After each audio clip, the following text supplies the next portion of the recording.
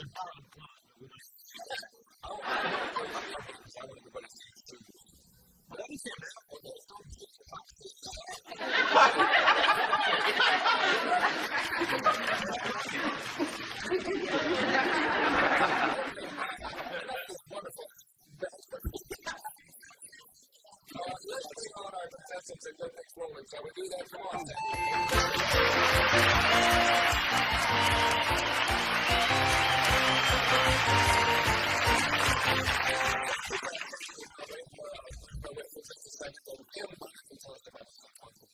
my name's Kim Oliver. I live in Laguna Beach, and I do financial budgeting for public source in Southern California, primarily children's.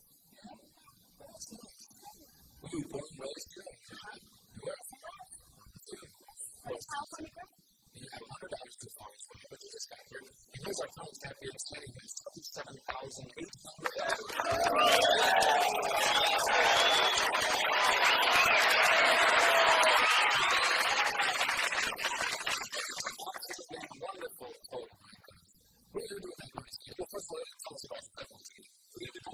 My name's Sandy Serino. I spent half of my life in Northern Pennsylvania, the other half in New York and California. I like to cook very good laughs and to reinforce I only ask for 10 steps. Is that good or bad?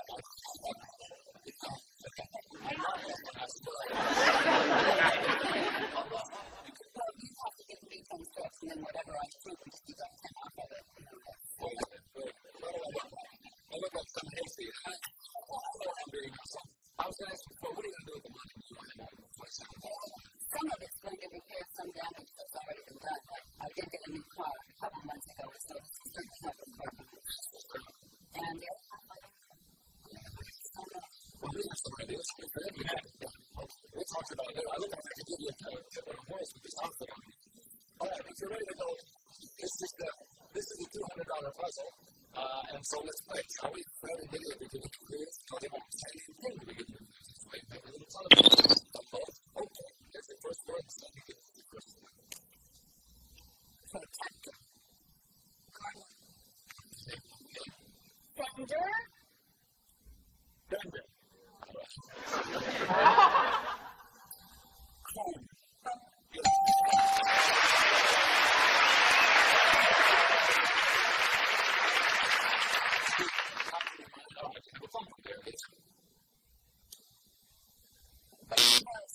Is it bumper cars? Oh, all right. They're not much work, please. Some of the folks at home. What it is, and then here's the one to best. Lights. Yeah.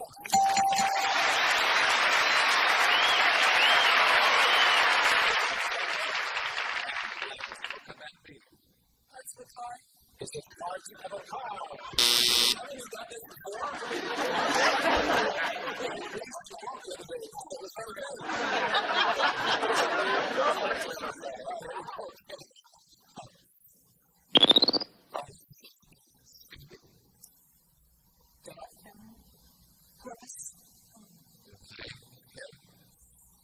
TV.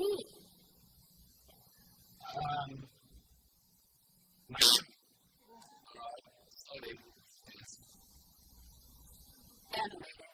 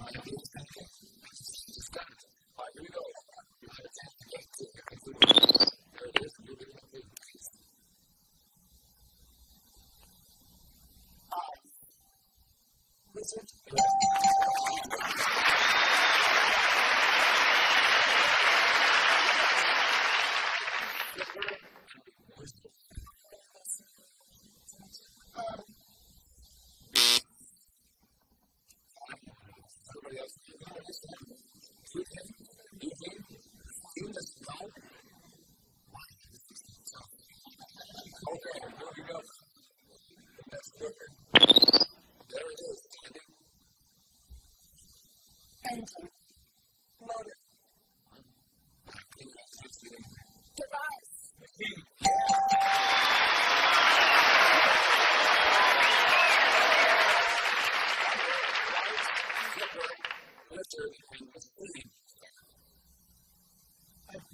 don't know what this is.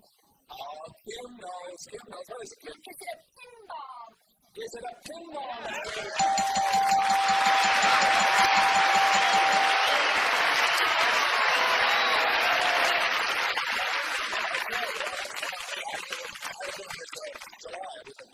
Okay, we'll be back in just a moment with our $2,000 category after this message for you.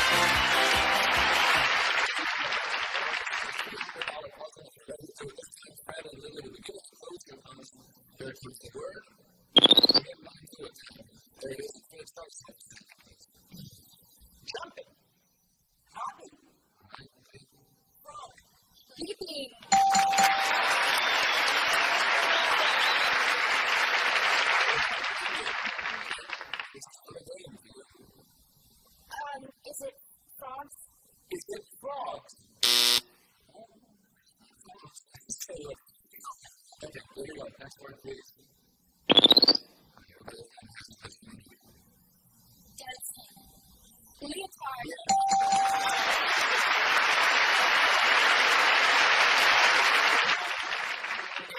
Leotard. Is it a ballet dancer? Is it a ballet dancer? Okay, here you go. Next word.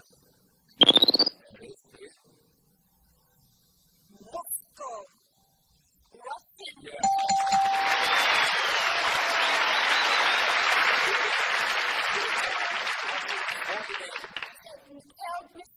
Is it Mikhail Baryshnikov? Okay. Well, then I know him. Do you know him? Perhaps him? Okay, here we go. Dance. Ballet.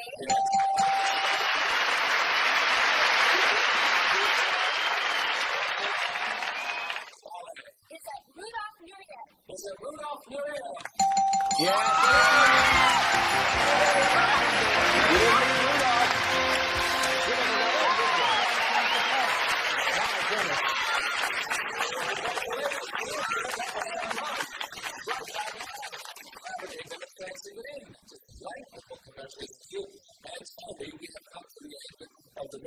But if you have won $27,000.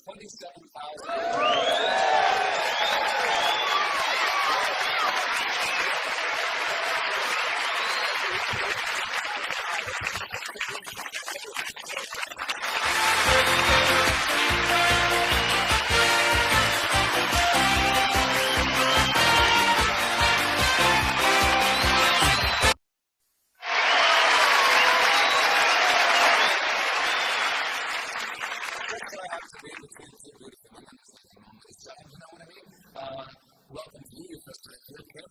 I'm going to give you 10 words beginning with the letter B, continuing with the letter K. And when you get right, I'll give you $100. If you get all 10 of them, I'll give you $10,000. Alright? And you don't have that. You know now, you've been here. You're like, I have 60 seconds to the end. And the next one that goes through. Here it is.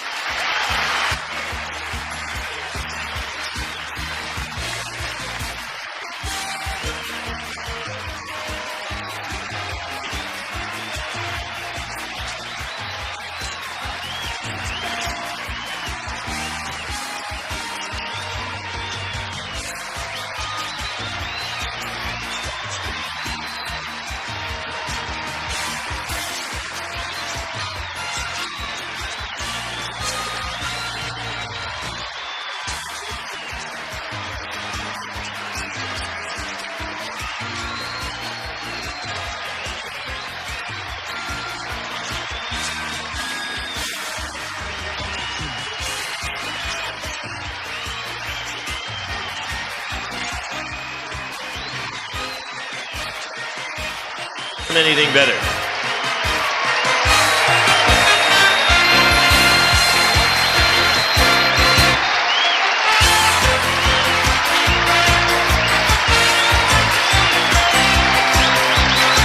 This is Gene Wood speaking for Super Password, a Mark Goodson television production.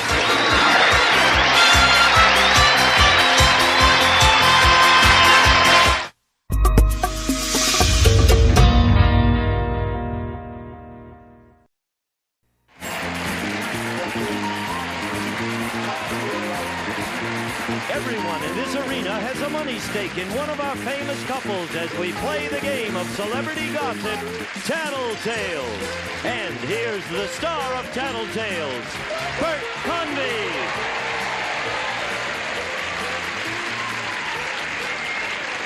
Hello, everybody. Welcome to Tattletales. Thank you for tuning us in.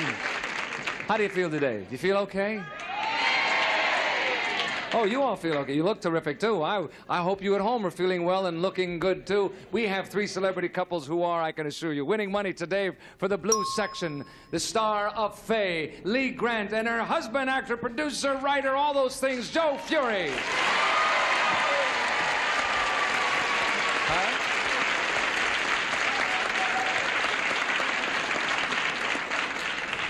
How are you, Lee? I've got a candy in my mouth. I can't. Well, then I'll talk to Joey. Joey. Yes? How are you today? Fine, thank Yes, thank God we're not wearing the same suit again. I almost put it on, too. You almost had blue again Yes. for today. Well, you wore a blue shirt in honor of your section. Yes. I think that's very commendable, sir. And I said that before the show, I said writer, actor, producer, and you are. And you're doing Yes. a film very Yes. soon, too. Yes, in January. In January, called. I'm Waiting, from a novel by Sammy Reese that we bought. And you and Lee are going to do it together. Yeah, I'm going to produce it. She's going to direct it. And Ain't we're that going to terrific? make a big, successful movie. Really? Listen, I'd just like to say... You're on. I'm available. Okay. Thank you for coming today. Winning money for the banana section, ladies. He's a little bananas himself. Faye's husband on the show, Mr. Joe Silver, and his wife, Chevy Colton. Come on, Pete. That's my bunch. Huh? That's terrific. Yeah. How about that, Vern, huh? That's my bunch. Well, that's not bad. I can't answer any questions, right? But we just That was very good, Joe. Not bad. No, not bad at all. Chevy, how are you, darling? I'm terrific. I'm Really? getting a little confused, though, because as we've been playing this game, I find out I don't know anything about my husband. Yes. That's happened a couple of times on the show, and people It's interesting, always... isn't it? It is Yeah, interesting. very Only interesting. 25 years. It takes time. 25 years, Yes. eh? Well, that was Just another Hollywood 12 marriage. for her and 13 for me. Oh, So I'm sorry.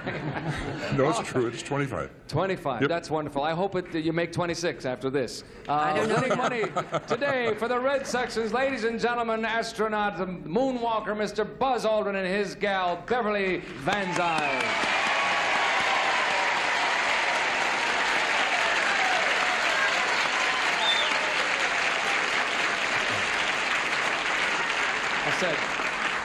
I said moonwalker like you would say sleepwalker. But that's true. Isn't that incredible, really? We could do a whole thing about all that. You know what I'm dying to ask you, though, Buzz, truly? If you don't mind, Bev, for just a second. No, go ahead. That's all right. What do you think about UFOs? Have you ever seen one? 45 minutes later. Don't censor this. No, we won't. Probability and rationality. Yes, It's sir. improbable that 2 civilizations would reach the same point so close together in such a short time that we've seen them. And they don't behave rationally. If they had the intelligence to come here, they would have the intelligence to know our language, to know everything about what's going on, and they would say, please don't fire your weapons at us. We're coming in peace. Right. And they would know all the main leaders throughout the world, and they would make an appointment to see us in peace. So then you don't I believe it. don't. Well, I choose not to choose. So many times we're forced to make selections that You'll we never really pin have him no down, business Bert. to make. Yeah. So I wouldn't be surprised if it was established tomorrow that they were valid. My feeling right now is that they're not. Okay, I'm glad to hear that because I've been worried about it. You know, we'll get right on with it, but thank you for telling. I find it interesting. I think really most of us want to believe in them. I think that's a big part of it. Don't you think so? Yes, Joe, you So had Joey just said to me, what does he think you're from? All right, off we go, ladies. Here we go with the business at hand, worth $150 to your rooting section. Ladies, Byron said, man's love is of man's life a thing apart. 'Tis women's whole existence. Now, do you think that love plays a bigger part in your life than it does in your man's life? Lord Byron said, man's love is of man's life a thing apart. 'Tis women's whole existence. That's beautiful. Now, do you think that love plays a bigger part in your life than it does in your fella's life? That's a heavy question, gang. Think it over, ladies. We'll come back in a moment. Off they go. Joey, what do you think Lee will say? I think she'll say they're equal. I think Equal. that it doesn't play a larger part in her life than it does in my life. I think that it. Yes, that's right. The answer is yes or no, and you will say no because Yes, you both I'll say no. You both are active working people. Right. You both have a profession. I think that's the right answer. No. Oh, yeah. Do you think that love plays a bigger part in your life than it does in Joey's life? And you think she will say no, it does not. Yeah, I think she'll say no. Okay. You think she'll say no? Let's see if she does. The question is, Lee, do you think that love plays a bigger part in your life than it does in Joey's life? No. Right. That's what he said. You are correct. And I think that's sweet, too. You're absolutely right. Joey, what will Chevy say? Well, this is going to be a very interesting answer. I'm going to wait to hear this one myself. I have a feeling she'll say yes, it plays a larger part in her life than it does in mine. Really? Yes. And Yeah. yes, and yet she's an actress as well. Yeah, She but has a there career are so role. many levels. Her family things going, and I think she has maybe a larger capacity than I have. Aha. You know? Okay. That's sweet, too. Let's see if she agrees with you. You will say, wait a minute now, don't bring her on. You will say that she will say that it, do you think that love plays a big, she will say yes, it plays does. a larger part in her In life, her life. than it That's does in mine. okay. Yes. And the answer is yes. Okay, here she comes. Shh. Chevy, do you think that love plays a bigger part in your life than it does in Joe's life? I'm going to say yes. That's right. That's what you should say. Right. Yes, what he said, so you're right. Steady, gang. Oh, what a relief. Finally got something right. We're getting to know each other. See? Getting to know This show her. goes on another 6 months, we'll make it. Buzz, what will Beverly say? Well, I hope she thinks about the way it is right at this moment. Yes. Instead of in the future. Because I'm quite sure that she's going to say it plays a larger part in her life than it does in yours. mine. She'd like to change that. Right. And I would like to change that, too. And perhaps she will. Fine. But she'll say at yes. this very moment, she will say yes. It does play a bigger part in her life. Okay. It's interesting. Here she comes. Bev, would you say that love plays a bigger part in your life than it does in Buzz's life? By all means, yes. That's what he said. You're right. You're all right. And it's not an easy question. We'll split it 3 ways, gang. Thank you so much. We'll come back in a moment with question number 2 and see who splits those up. Tie game. Don't go away. Here we go. Question number 2 coming up. This is it. We have a 3-way tie. Ladies, it's for you. It's worth $150 as well. Ladies, some unusual courses are being offered this term in night school. Here they are. Astrology for all. Gambling to win, and karate for women. Which would you be more likely to sign up for? Okay, I'll say it again, and they're not easy. Some unusual courses are being offered this term in night school, and here they are. Astrology for all, gambling to win, or karate for women. Which would you be more likely to sign up for? Think that one over, ladies, and we'll come back and find out. Off they go. We'll start with you, Joe. You seem to be having the most trouble with this one. This is unfair, Bert. Is Really. it? Yeah, It's probably why we terrible. asked it, Joe. Because I know what I want her to say. What do you want her to say? Well, I'd like her to say something like gambling to win. Yeah. Right? Because that's safe somehow. Yes. But I'm afraid she's going to say karate for women. And I'm. What do you think, Bunch? Yeah. No, huh, Blondie? No. Well, I think she's going to say karate. Think so? If she says astrology, we're in big trouble, aren't we? Well, has she expressed an interest in karate? No, she hits me a lot, though. Oh. The side of her hand is like it's a deathly weapon. I see. One of those. I understand. Okay, let's bring her on Yes. and see if she goes for that. Here she goes. Which one will it be? Chevy, you got astrology for all, gambling to win, or karate for women. Which course you're more likely to sign up for? Karate for women. That's it.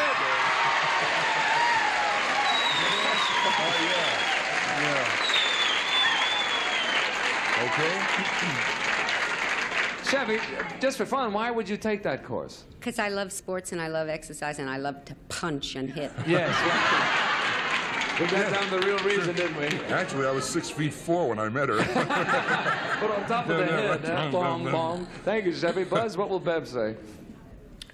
We just came back from Las Vegas, and I fancy myself as understanding the systems. I don't bet. Right. She went through a couple of nickels up there. Yeah. Uh-huh. And she knows I don't care for astrology, so she's going to say she's going to learn what I know about gambling, and she's Gambling to win it will be. And you don't care for astrology. You who have been up among the stars. Astrology, not astronomy. Whoops. See Bert make fool of self on television. Why are they cheering? See Bert blush. See Bert blush? Good color on you, I just too. turned same color as red section.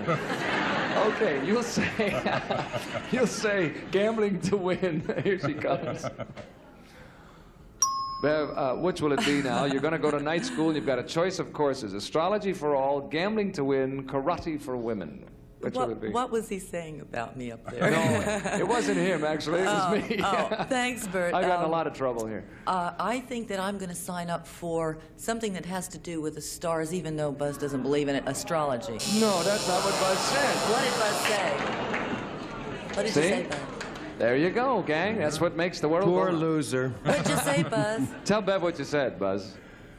Come on, you got to learn how to get those nickels back. Oh, Buzz. He said you lost 2 nickels in Las Vegas. Sweetheart, lucky in love. You know, you can't have it all. That's true. Right? God knows. You can't have it all. Sorry about that. You can't. Find out what his sign is on his side, right? Right. Joey, what will Lee say to this one?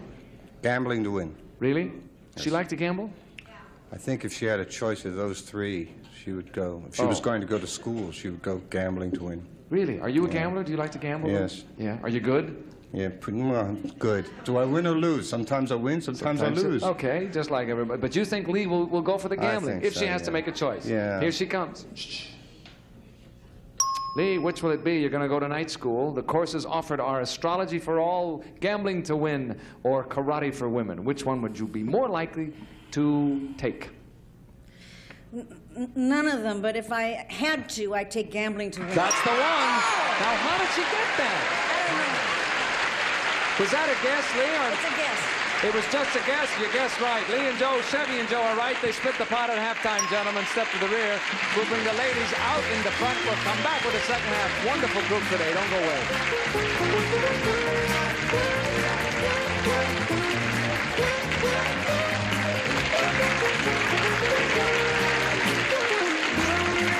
I have been accused of paying too much attention to the banana section because it's full of beautiful young ladies. There are some beautiful young ladies in the blue section as well. Right. And by golly, let's get to know each other, shall we? Here comes the next question. It is worth $150 after halftime. I have the ladies, so this one is for the fellas, and we have 2/3 of a tie. Joey and Joe are tied with $125 apiece, and Buzz, you got to catch up a little bit. Here we go, men. Art Buchwald says the first time he made love, he was seduced in a hotel by an old chambermaid. That's what it says right here, so obviously it's true. Now, men, have you ever been seduced?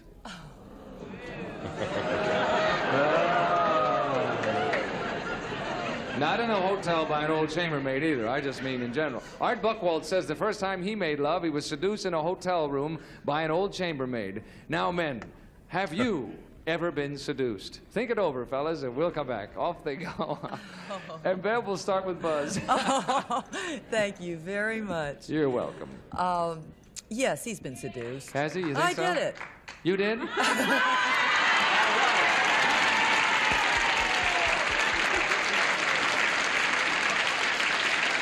You know, when I read this question before, I think all men are seduced all the time. They don't know it all the time. But don't you think they are? I think they are. No. Oh, I do. All I think the time? Well, not. I don't mean every time. Often. Half the time or most of the time? How about some of the time, gang? Oh, the poor little thing. But I mean it. I don't mean all of the every time. I mean it happens all the time. Let's to- hope so. Let's hope so. Let's hope For it their never sakes. stops. You'll say yes, he was. Let's bring him on. Buzz, the question is, like Art Buchwald, have you ever been seduced? You better believe it. That's it. Good for you. That's fun. I knew it, honey. And we know by who, too. Ha, ha, ha, ha, ha. Thank you, Buzz. Lee, what will Joe say? Huh? What will Joey say Oh, I'm to so this? sorry. That's all right. Yes. I hope so. You'll I see. hope he'll say yes. Yeah, you'll hope he's. I mean, I hope his life hasn't been that poor. Do you know any examples for a fact, or? Yeah, why not? Okay. Here he comes now. Hold on. Joey, have you ever been seduced? No. That's not what we said. You want to explain that, Joe? How come that never happened to you? I've never been lucky enough. He does most of the seducing, I will say. Is that what it is? He really does most of the seducing. I understand. I was kind of hoping. Yeah. Well, better luck next time, Joey. Hang Okay. around with Art Buchwald in hotels and it could happen. You never know. Sorry about that. Shelby, what will Joe say? Yes. He has, eh? Oh, yes. Oh. Oh, yes. She says with a glint in her eye. Seducing is fun. Yeah. Almost as much fun as reducing. Also, if you're very lucky, one day he'll tell you about when he was really very young and was seduced. Really? Ended up in a house of ill repute without knowing it. Right, it's a true story. He was a delivery boy and he didn't know. And what happened? You know what? What happened? I'm desperately afraid to ask what he was delivering. You know what I mean? His body. What else? Is that what happened? Absolutely, he was seduced. Hello. Hi Bing there. bong. Hi, honey, I'm home. Okay. He'll say yes. Yes. Here he comes. Joe. Yeah. Tell us now. Have you ever been seduced? Well, I tell you, the male ego being what it is, you see, just hold on for a minute. Yeah. We always think we're doing the seducing, you see. But the truth of the matter is that we're always being seduced. So? And the fact of the matter is, yes, I have been and always am. That's right. You got it.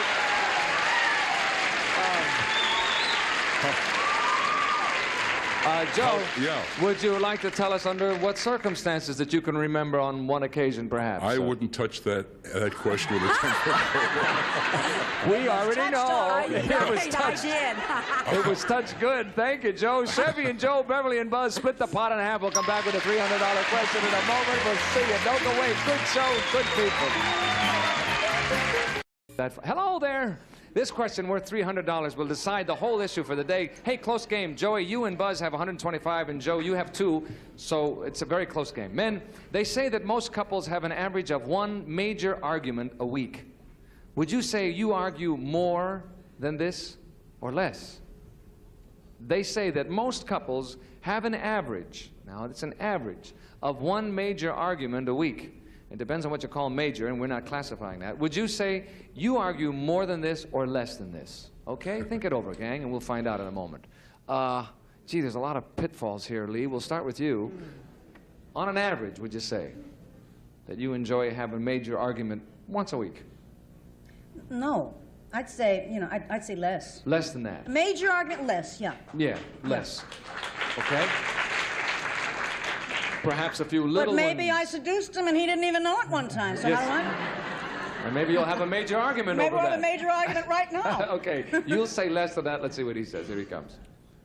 Joey, would you say that you argue more than this or less than this, the average of 1 major argument a week? Much less. That's right. That's what he said. All right.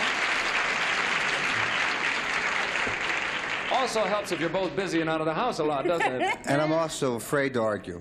You're also with afraid? her. She hits 2. Hits too, eh? Wow, okay. Bev, what about Buzz? What will he say?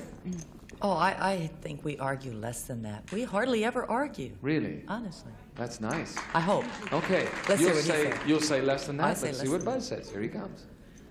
Buzz, they say that most couples have an average of one major argument a week. Would you say that you argue more than this or less than this? I think it's less. That's it. That's what Buzz said. All right, now, here we go. This will decide the issue, and maybe the bananas will come out victorious, and maybe they won't. Chevy, what will Joe say? Less than once a week. You'll say less. I would like to argue more, but he doesn't like to argue. Less You've been than trying to get it up, but you Right. can't only get that much. Right. Okay, here we go. You will say less than that. Let's see what Joe says. Joe. Yeah.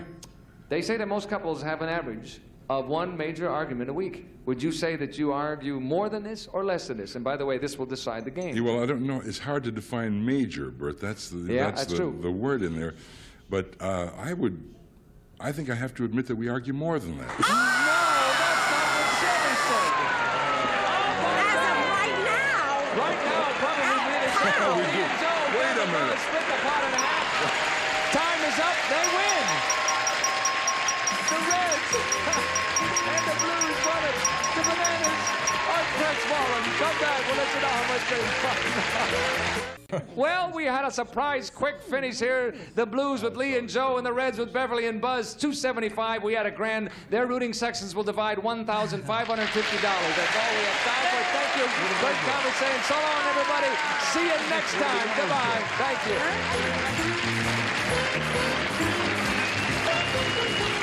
This is Gene Wood speaking for Tattletales, a Mark Goodson, Bill Todman production.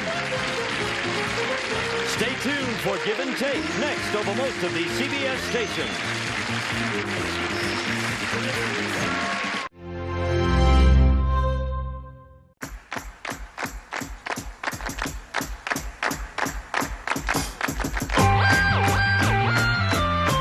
Don't be nervous. Don't be queasy. Make your bet. Winning is easy on Card Sharks. And here's the host of Card Sharks, Jim Herring. Thank you. Thank you very much. Thank you for joining us at home. Come on down and join us in the studio sometime. Thank you. And, yeah, make your bet. Winning is easy. Well, it sure has been for our current champion. We'll tell you how much he's won in just a few moments. Right now, we thank Mike Connolly from Lansing, Michigan for that opening poem. Thank you, Mike. Now let's get to the cards. Janice and Bettina, if you will, load in the cards. And you can see we have a game in progress with these Card Sharks. Jeff Wine, our champion. How you doing, Jim? Good to see you again. Good to see you, too. Our theater manager. You said you're going to get married. How long before you're getting married now? We got to set a date. We haven't set the date yet? Yes, Proposition 13 held us back. Oh, yes? Yes. Why is that? Well, she had to find a job. Got a little cut back there. I don't think she needs the money quite as much now because we were just alluding to that a moment there. Jeff has won $27,000 in cash on Card Sharks. You're a good champion. Thank you. Our challenger is Carol Phillips. Hello, Carol. Nice to see you again. Fine, thank you. And you are getting married soon as well. Yes. Have you set a date? Yes, hopefully. Well, it's a tentative date, but hopefully New Year's Eve. Good. Oh, isn't that nice? And you're bringing 6... That way he can't forget the anniversary, right? Good thinking. And you're bringing 6 children between you, right? Yes, I have 3 and he has 3. So we have a house full. Good luck in the marriage. Good luck to Thank you both of you very here in the much. game. You're nice people. Each of you have a Thank deck you. of 52 playing cards.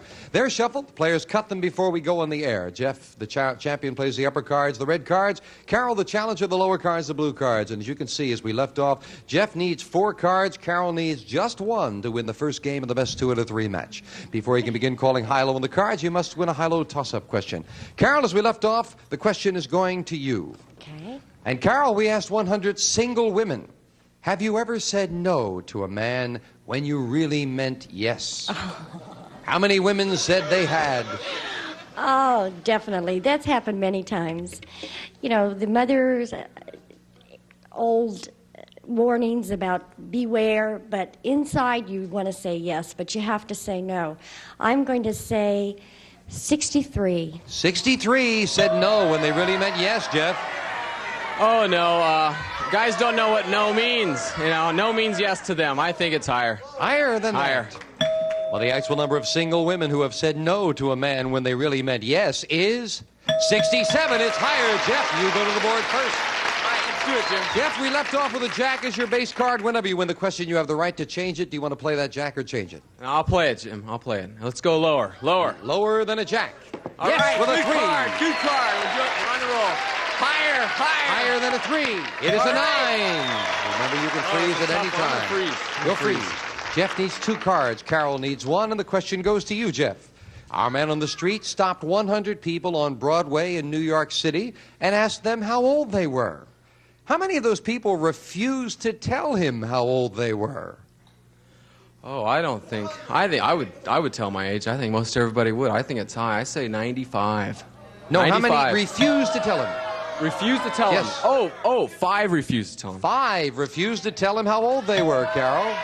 People are very sensitive about their ages. I don't care whether they're male or female. The vanity is there, and I'm going to say it's higher. Higher than that. Yes. The actual number of people who refused to tell our man on the street how old they were is 81. Yes, it's very much higher. Carol. All right. Sure, Jeff. You're 23. It's easy for you to say. That's true. That's true. Carol, you've got an 8. Do you want to play it? No way. I don't like those 8s. A big change, needing just 1 card. It is a 7. Little better.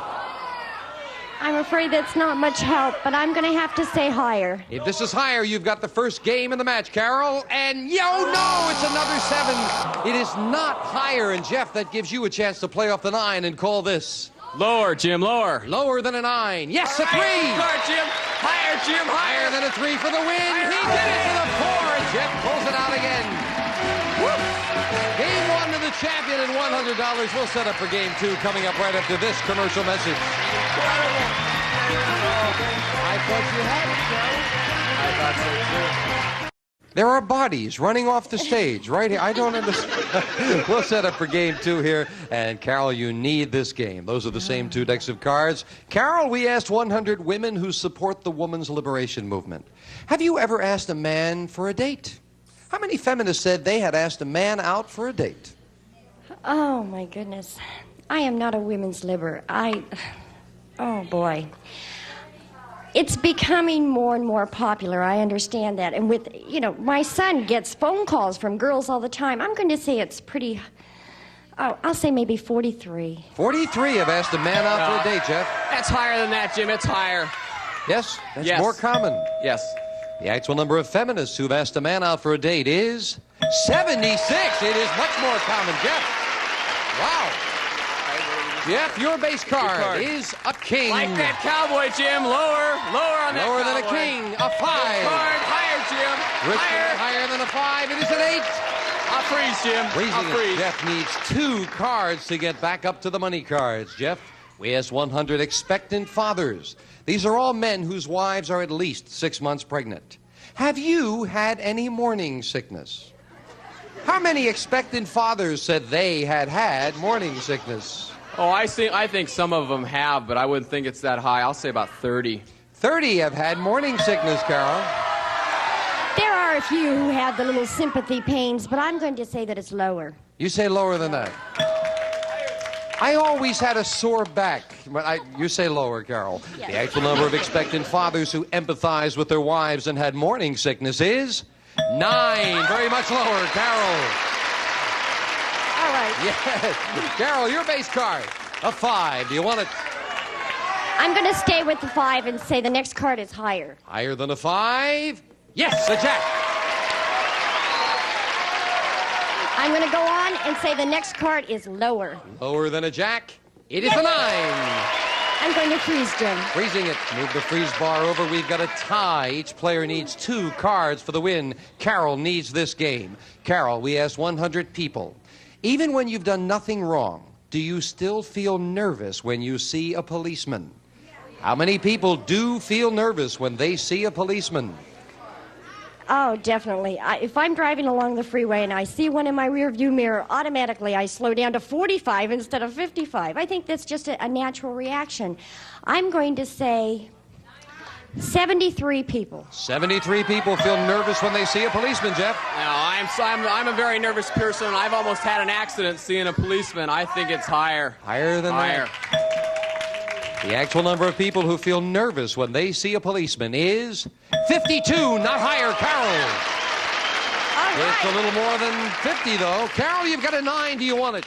No, I think I'd like to change This it. could be a big change. Carol, you get please. a 3. All right. The next card has got to be higher. Higher than a 3. Oh, no, a 2.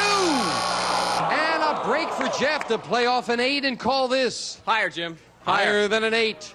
Yes, a king. That cowboy looks awful good. It's got to be If low. this is lower, Jeff goes back to the money cards for the win. He did it again. He's unbelievable, yeah. He finds ways to win. Carol, thank you for joining us. Thank you very much. Here's some nice parting gifts. Good luck in the marriage, Carol. Thank you very much. Thank you for joining us. Carol Phillips, come on down here. Believe it, you're doing it so often. Jeff Wine is going to try to add to his over $27,000 right after we take time out for this.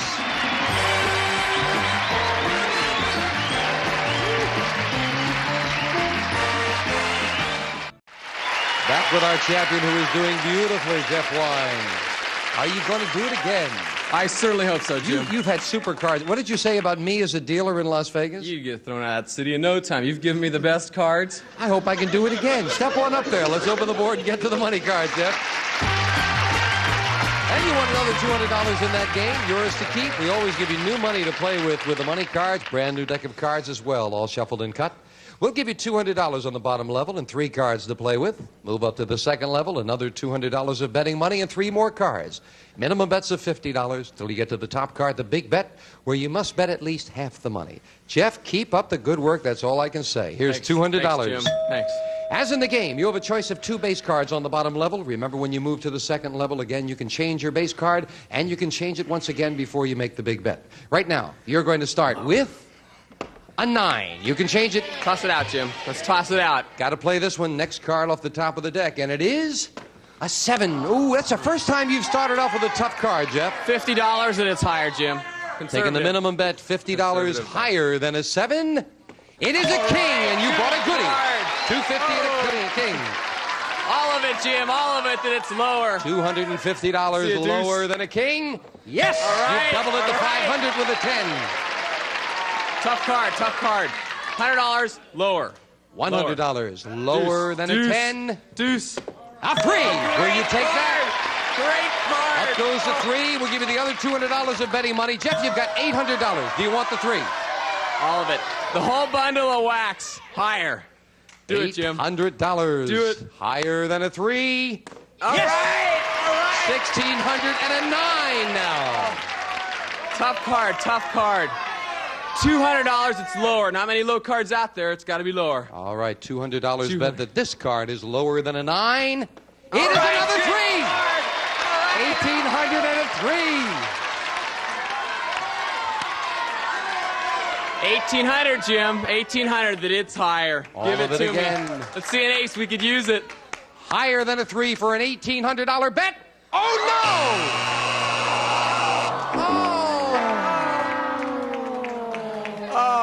I thought that you could do no wrong, Jeff. Oh, I didn't think so either. That's the first time you have failed, but, well, I don't think you mind too much, though, do you? Come on down here, Jeff. I mean, 1 failure out of a cup 4, right? Yeah. And $27,200, you can afford one once in a while. That was a tough. It was a good bet, though. I thought so. We'll meet a new challenger right after this. It's the first time the cards turned against you. 3 2. Our champion, Jeff Wine, $27,200. Now, Jeff, you were extolling my virtues as a dealer. I hate to ask this, but with a 3, and then I dealt you a 2. How do I stack up now? Fantastic. Oh, you're fantastic still. That's only one bad card. You're a nice fella, Jeff. Fantastic cards. Well, here we go, Jeff. Let's see if you can hang on to that championship with 2 brand new decks of cards and a new challenger on Card Charge. Annie Mezzacano. Kappa. Hi, Annie. Nice to meet you. Nice to meet you, too. Hi, Jeff. You have some friends here with you? Yes, I do. All my brother, my sister-in-law, and my brother-in-law are here. Isn't that nice? Tell us more about yourself. Well, I'm from Santa Ana, California. My name is Annie Mezzacappa. I'm a law student, and I'm about to enter my final semester of law studies, and I'm just 4 classes away from taking the bar exam. Oh, terrific. That's nice. That's nice. Good to have you here, Annie. Nice to be here. You'll play the lower cards, the blue cards. Jeff will play the upper cards, the red cards. And Jeff, we asked 100 married men, did you steal your wife away from another man? How many men claim they stole their wife away from another man? Oh, I think they find their own. I don't think they do that, and it would usually come from their best friend. I think it's low. I say about 20. About 20. 20. Said they stole their wife away from another man, Annie. Even if they really didn't steal their wife away, a man likes to think he beat someone else out to win her hand. So I think it'll be slightly higher than that. You say higher? Yes, higher. The actual number of men who stole their wife away from another man is 25. Higher, Annie. Annie, your base card is a jack. Do you want it? Okay. I'll go lower than the jack. Lower than a jack? It is an 8. I'll freeze on the 8. Freezing it right there, and that keeps Jeff away from his cards. Annie, the question to you. Our man on the street went to Italy, where he asked 100 women in Milan, do you believe a woman's place is in the home? How many Italian women said a woman's place is in the home? Coming from an Italian heritage and Italian, I'd have to say that would be fairly high. I'm going to go at least 75 on that. 75 Italian women said a woman's place is in the home, Jeff. Takes a lot of time to cook the pasta. I think it's higher. Even higher than that? Higher.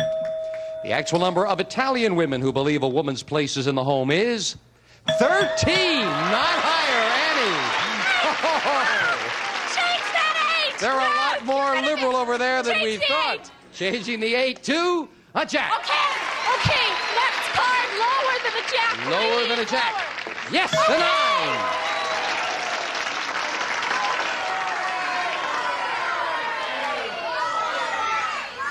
I'm going to try lower than the 9. You're going to risk it. Lower than a 9. No, it's a queen. The risk did not pay off, and you lose both those cards, and you give Jeff a chance to play a 10. Not bad. Lower, Jim, lower. Lower than a 10. It is a 9, yes. Lower. Tough card. Lower, Jim, lower. And Jeff is going to risk it on the 9. Yes, Good a 4. card. He did it. Higher, Jim. Give it to me. Higher than a 4. It is another 9. I'm going to stop right there, Jim. Freeze. Freezing it as Jeff needs 1 card. We'll fill in the spaces, and he needs 3. Jeff, we asked 100 married women. If you were at a neighbor's house and her laundry really did look cleaner than yours, would you ask her what detergent she used? How many women said they would ask their neighbor what she used? Oh, I don't think so. I think most women take pride in their laundry. It is something to be proud of, isn't low. it? I'd say about 23. 23 would ask what detergent was used, Annie. Well, if it was really whiter and cleaner and the whole thing, I think they might ask. So I think out of 100 women, I think it might be a little higher than 23. Little higher. Yes. The actual number of married women who, if their neighbor's laundry looked cleaner than theirs, would ask what she used is 71. Annie, it's higher. I guess people will look for the better product regardless. We've got a jack. Annie, would you like to change it or play it? I think I'll keep the jack, and I will go lower. Lower than a jack? Yes, with a 7. Freeze on that 7. You're not going to take the chance again. It is sudden death. Someone has to win with this play of the cards. Each player, Jeff needs 1, and Annie needs 2. This decides that all-important control. Annie, we asked 100 men. Be honest. Did you have your first alcoholic drink before you were of legal age? How many men admitted that they did have their first drink before they were of legal age? I think many men have had their drink before legal age. I'm going on. I'll go 93. 93 had their first drink before they were of legal age, Jeff. Well, I had mine at 17 and my dad caught me. I think it's higher. Even higher than that? Higher than that. The actual number of men who admitted that they had their first drink before they were of legal age is 95. It's higher, Jeff. Jeff, you need 1 card. Annie needs 2. Your decision, do you want to play it or pass it? I'll be a gentleman. It's yours, Annie. It's yours. He wants to play it, pass it. Annie, you have a 7. You cannot change it. You must turn over both cards to win. 1 mistake and Jeff wins. What is this card?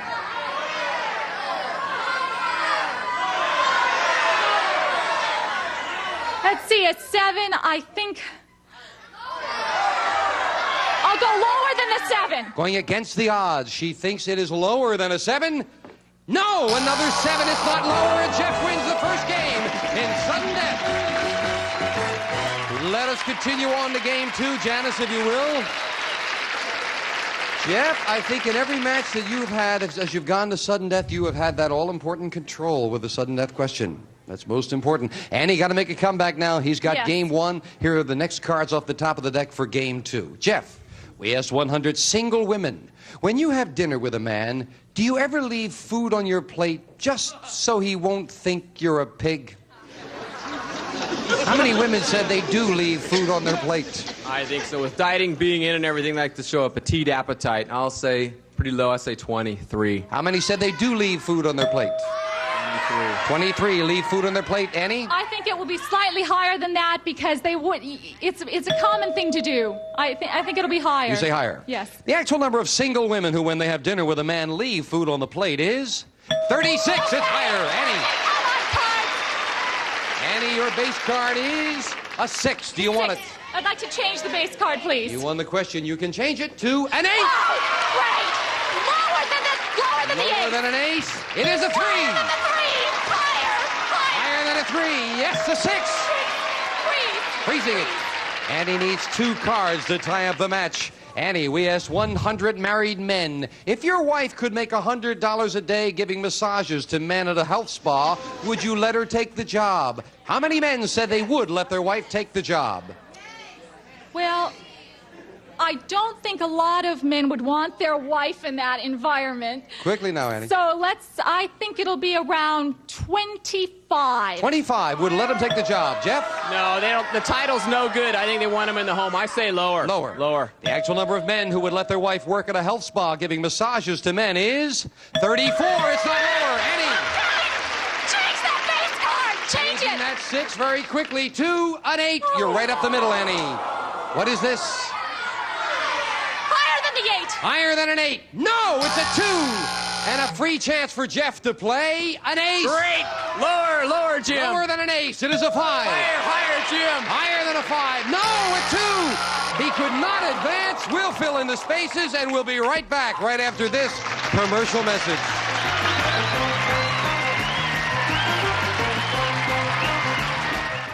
Have a good day. See you next time on Card Sharks. Bye-bye. A representative of the studio audience may receive Oneida Silversmith's gift certificate, allowing you to select your own showplace gifts for entertaining and gift-giving needs, including your choice of luxurious stainless flatware and silver-plated hollowware furnished by Oneida. And some of our contestants will receive West Bend's Electric Oriental Wok for international entertaining or everyday meals. It's ideal for stir-frying, simmering, and stewing. And be everything you can be with Mary Kay Cosmetics, skincare and glamour cosmetics presented to you in your home by trained beauty consultants. Mary Kay Cosmetics, Dallas, Texas. And a 22-piece Master Mechanic multi-drive socket set from True Value Hardware stores, who combine value and personal service in over 5,000 locations. And The Wave by the makers of Lava Light simulates the ocean in motion. Soothing, fascinating, incredibly realistic, perfect conversation piece for home or office. The Wave by Lava Light.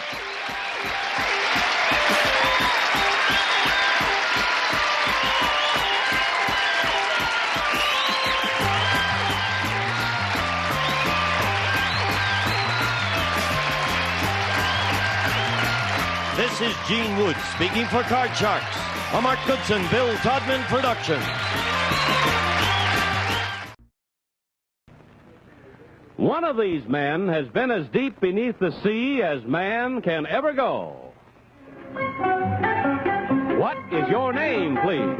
My name is Don Walsh. My name is Don Walsh. My name is Don Walsh. Only one of these men is the real Lieutenant Don Walsh. The other 2 are imposters and will try to fool this panel.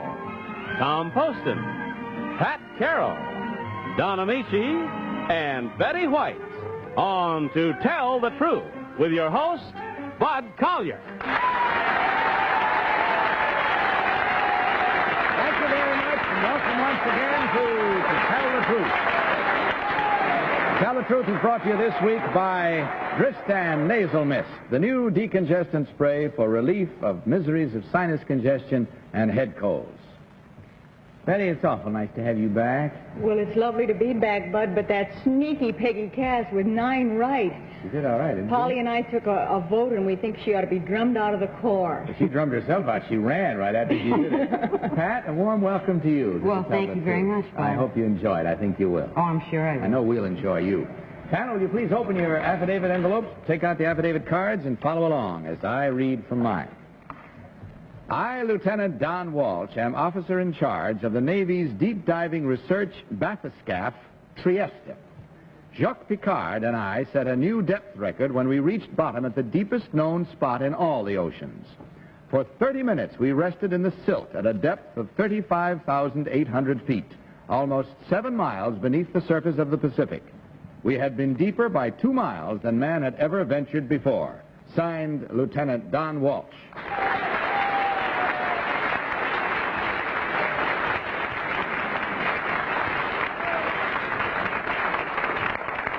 Panel, here you have just met 3 nice young men, each one claiming to be Lieutenant Don Walsh, underwater explorer. And let us begin this first round of questioning with Betty White. Betty? Thank you, Bud. Number 1, what is the difference between a bathyscaphe and a bathysphere? Bathysphere is lowered on a cable. Number 2, how does a bathyscaphe differ from that? It's a flotation mechanism that is lowered with weights. Number 3, is there any difference in the shape of the two? Yes, there is. Lots of luck. What is it? What is the difference in the shape? A bathysphere is a sphere. It's round. Thank you. Number 1, what is the shape of a bathyscaphe? Well, a bathyscaphe is sausage shaped with a sphere on the bottom. Number 3, did you find any life on the bottom of the ocean that deep? Yes, we did.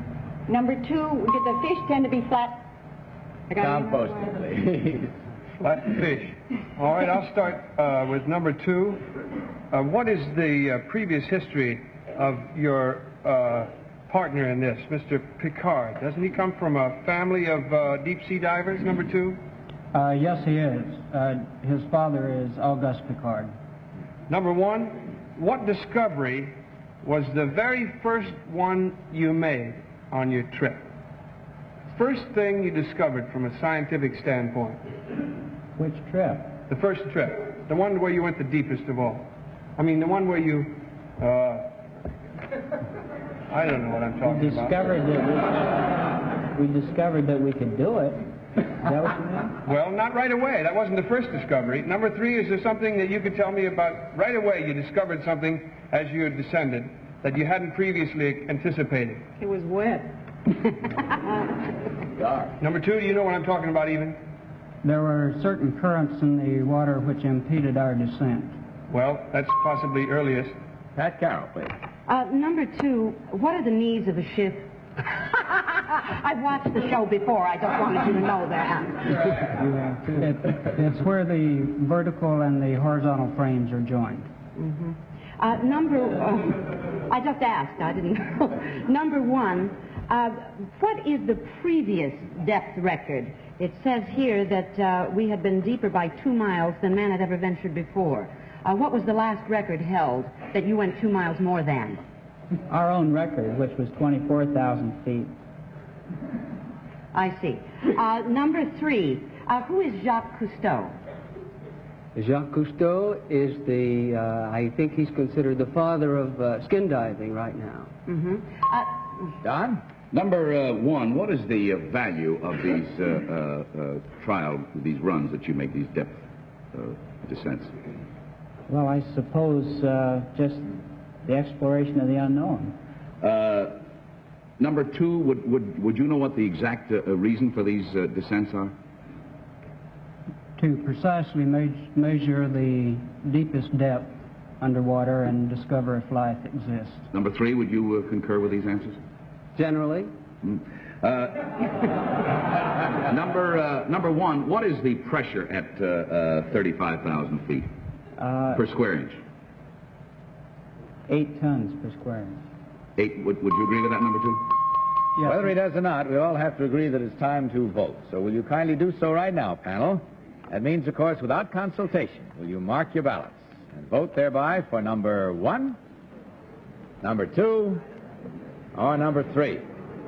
As is our custom, the team of challengers will receive $250 for every incorrect vote.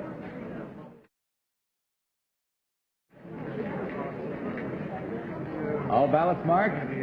No, mine isn't. Could we go around once more? I wish we could. I find it interesting. Tom, have you marked yet? No. I'm going back over the no answers. I thought you were communing with the spirit. Gee, I guess... Oh. All right, for whom did you vote? I voted for number 3. I didn't get a chance to go back over all of the answers to figure out why. Pat, which one did you think is the real Well, one? you notice I had to cross it out because I had 2 down first because he looked so nautical and kind of clean cut around the chin. But I went to number 1 again because he's wearing a gorgeous red vest, which would lead me to believe he's kind of a liver and would go down in the ocean. Good point. I'm with you. Don, your vote, please. But I voted for number 2, and after that explanation to Pat as to why she voted for number 1, I wish I could change my vote here. Betty. Well, a liver wouldn't spend too much time below the sea, I shouldn't think. But, Don, you chickened out on me. Don said that number 2 couldn't be it because his hat didn't fit. But I still voted for him because number 3 seemed a little tall to fit into a bathyscaphe. All right. Could have bent his knees and ooched down a bit, I guess. But in any event, there we have it, the way we voted, and now it's up to you to vote along with us and see how right or wrong you may be, because we're about to find out which one of these 3 gentlemen is the real underwater explorer. So will the real Don Walsh please stand up?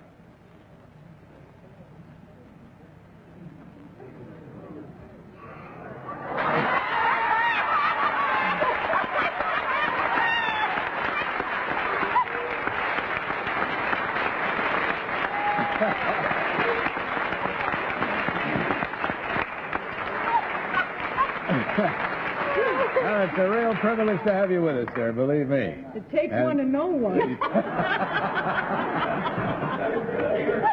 You said that from one liver to another, you mean? All right, number 2, would you tell us your real name and what you really do, sir? My name is Picard Wagner, Public Information Supervisor for AT&T.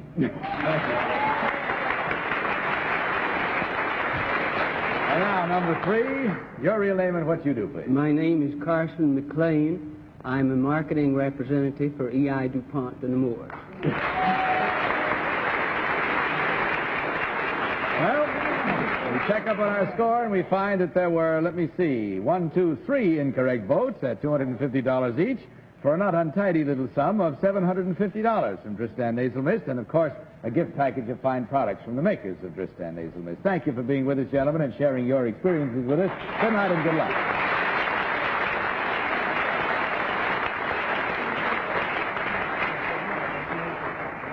And now a word of interest about a new nasal spray.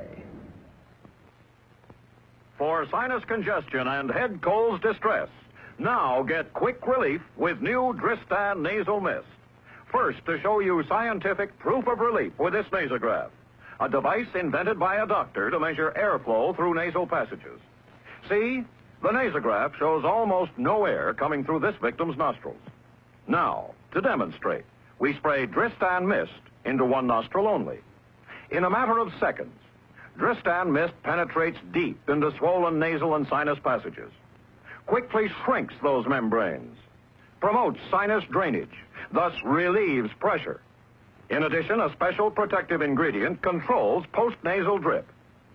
Minutes later, the nasograph shows the left nostril, the one sprayed with Dristan Mist, with free breathing restored.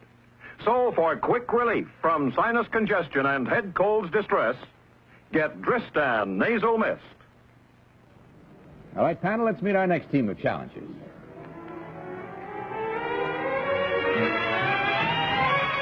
What is your name, please? My name is Patricia McCormick. My name is Patricia McCormick. My name is Patricia McCormick. Follow along once again, panel, if you will, please, with your copies of this affidavit. I, Patricia McCormick, am a bullfighter. I was the first woman from this country to fight bulls professionally. I have appeared in bull rings both in Mexico and South America. To date, I have fought more than 300 bulls. Signed, Patricia McCormick. Panel, you heard these ladies, each one claiming to be Patricia McCormick, lady bullfighter. And we'll start this round of questioning with Tom Poston. Tom? Oh, thank you. Let's see.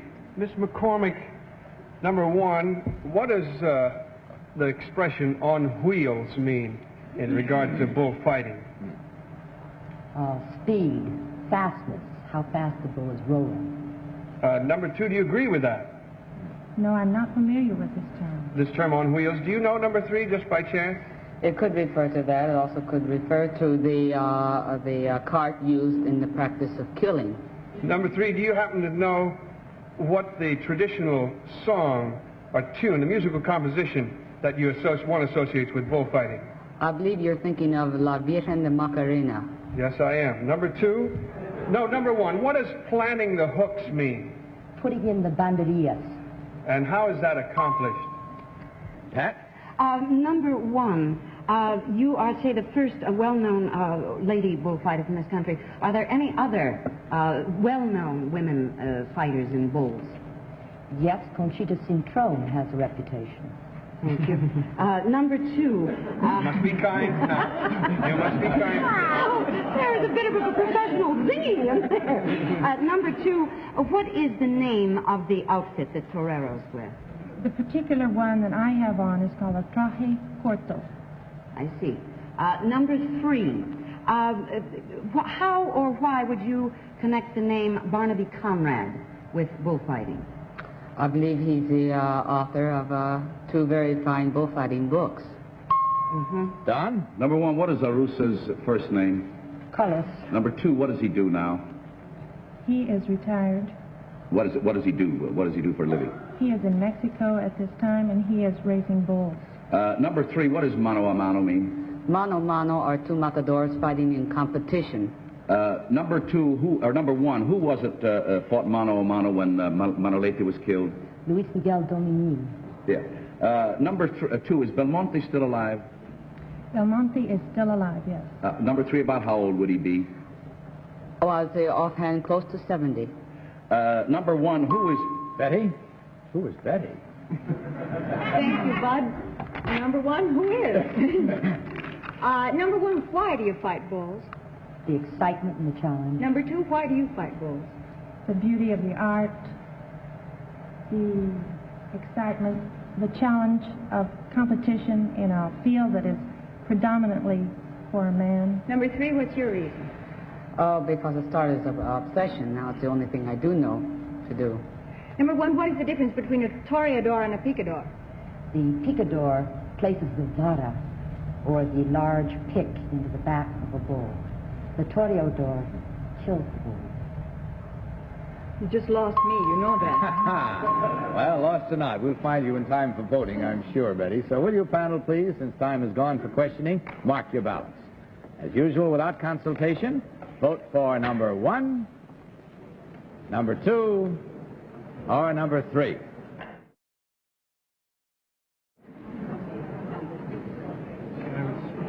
We all set?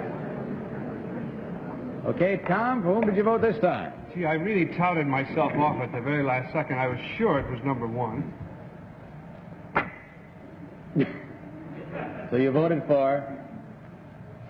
Gee, well, I still think it was number one. But I voted for number three. Okay. Pat, for whom did you vote? I voted for number one because she not only seemed knowledgeable, but she looks like a lady who wouldn't be a bullfighter lady. Who wouldn't be? Yes. All righty. We like some reasoning like that every week. Don. Well, I voted for number three, and this is pure guess. This is another one of those tributes to Willie Stein and the way these people have been drilled. Boy, they really have been drilled. Beautiful. The questions that I was answering were kind of good questions, I thought. I got nowhere with them, none of them. Betty. I voted for number two because Tom couldn't decide between one and three. All right. Look at that boat. That's just the way it's going to be all night. That Willie Stein is a cruel man. Well, as in bullfighting, we on this show have our own particular moment of truth. And this is it, right now, as we discover which one of these ladies is the real professional bullfighter. So, will the real Patricia McCormick please stand up?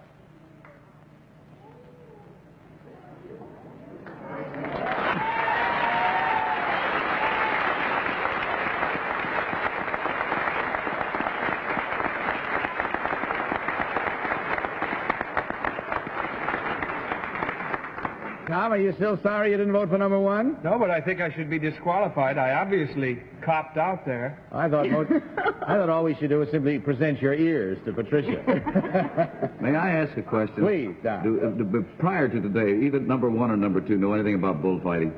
Yes. Yes. Oh, you did? Yes. Ah, well, this makes a big difference. All right, number one, let's find out about you now. What is your real name and what do you really do? My name is Jennifer Brown, and I'm a researcher for the Kennecott Copper Corporation here in New York. Thank you. And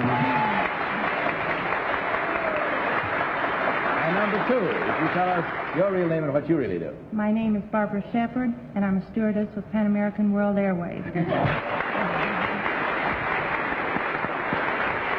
Then we come to a checkup of the score, and we find that two of our panelists did guess correctly, but that means two guessed incorrectly. So at $250 each for wrong votes, we have a total of $500 for you ladies, as well as, of course, a gift package of fine products from the makers of Dristan Nasal Mist. Thank you very much for being with us. I don't think you found it quite as serious as a bull ring, but good night and God bless you.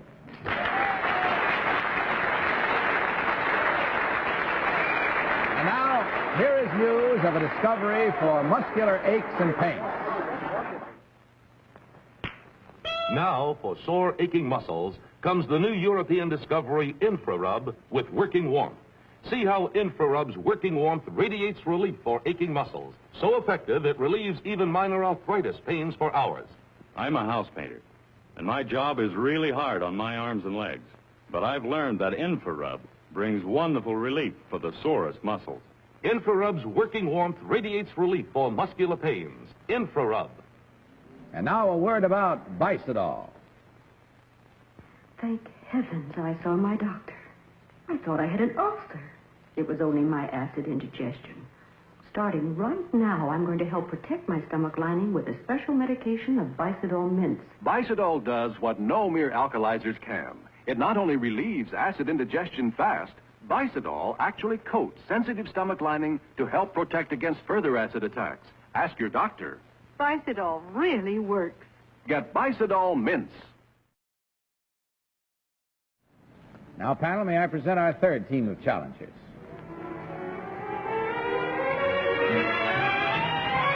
What is your name, please? My name is Grover C. Criswell. My name is Grover C. Criswell. My name is Grover C. Criswell. Follow along once again, panel, if you will, please. I, Grover C. Criswell, am the mayor of St. Petersburg Beach, Florida. My profession, however, is buying and selling Confederate money. And the book I have authored is now considered the standard catalog on the subject. The $25 million that I own makes me the richest man in the world in Confederate money. Signed, Grover C. Criswell.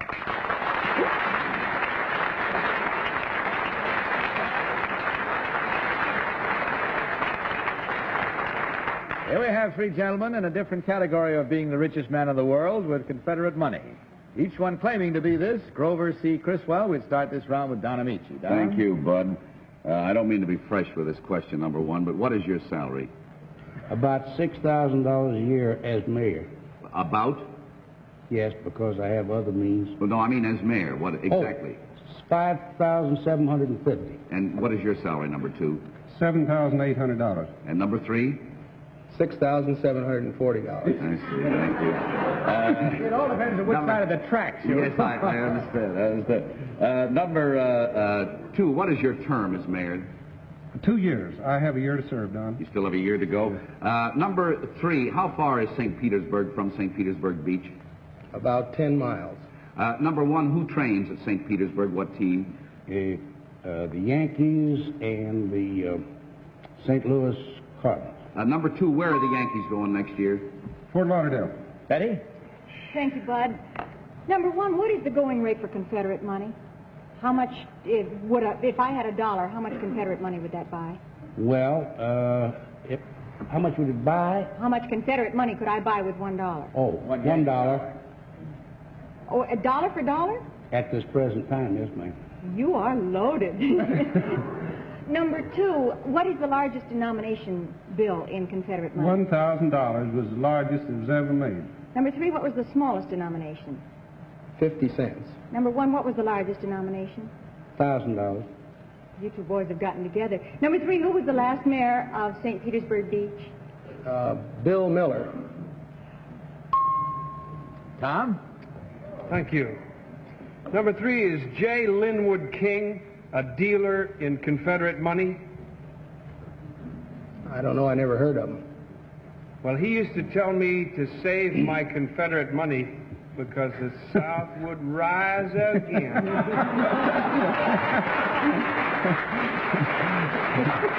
I know he's got a bundle in that kind of stuff. Do you think, number two, do you think the centennial will increase the value of your funny money?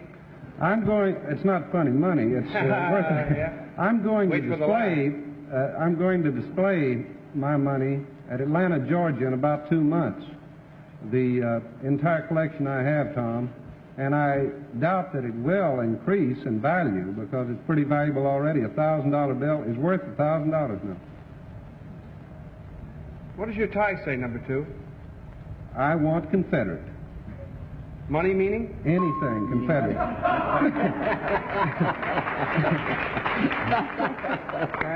Now, I don't know whether this is a cricket question or not, because I don't think it could be construed as a commercial. But what is the title of your book? Excuse me, number two. What Confederate and Southern State Currency. Number three, what is the title of your book? Same thing. Number one? That's correct. Just checking. Number two, what are your duties as mayor in St. Petersburg Beach?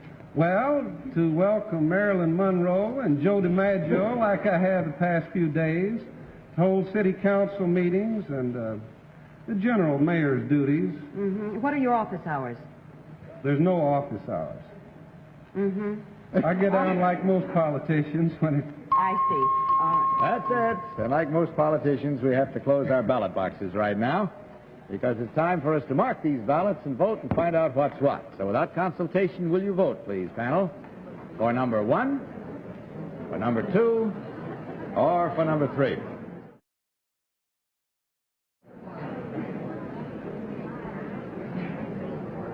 Tom is off in his own world tonight. I don't know quite what it is. I usually know what I want to vote for, and do. I did before. I did until Patty started questioning.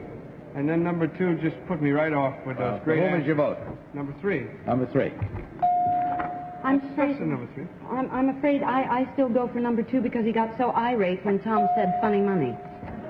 All right, Don, your vote. I voted for number two for two reasons. I would hate to think that a city that like St. Petersburg Beach would pay less than $700 to $800 a year to a mayor. And also, he looks like a wonderful Southern gentleman that I know by the name of Fred Hooper. And, pardon me? He said thank you. Betty. I think I'm being lulled into a sense of security here because we got more answers from number two. We didn't question number one and three quite as much. Number one looks like a mayor more than anybody. Number three was very well informed, but I'm going to go not for Pat, but with number two. All right, well, there we have it. Now let's find out. We have, again, a split vote of 3 and 1 and none. So let's see who's right and who's wrong. And you playing along with us at home, are you? All right, this is your moment of reckoning, too. As we discover which one of these gentlemen is the real richest man in the world in Confederate money. So will the real Grover C. Criswell please stand up?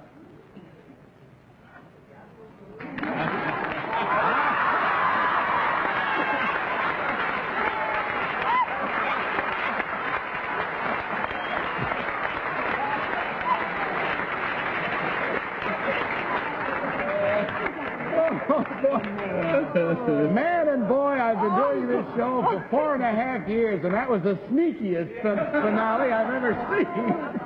Boy, they must have rehearsed that down. What timing. What Willie timing. Stein is taking acting lessons along with all the other things he's doing. Sure is. They are marvelous. All right, let's find out about these other two. Now, number one, would you tell us your real name and what you really do, please? I'm William R. Boyd III, the Director of Domestic Aviation Sales for the City Service Oil Company. Thank you.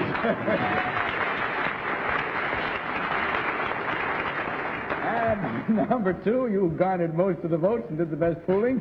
What is your real name and what do you do? My name is James C. Fletcher, Jr. I'm a vice president of Midnight Sun Broadcasting Company in Alaska.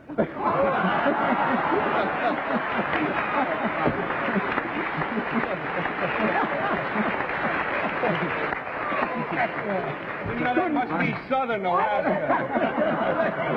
I'd to make an observation. This man missed his calling. He sure did. Couldn't have got any farther away from the South than he tried. No.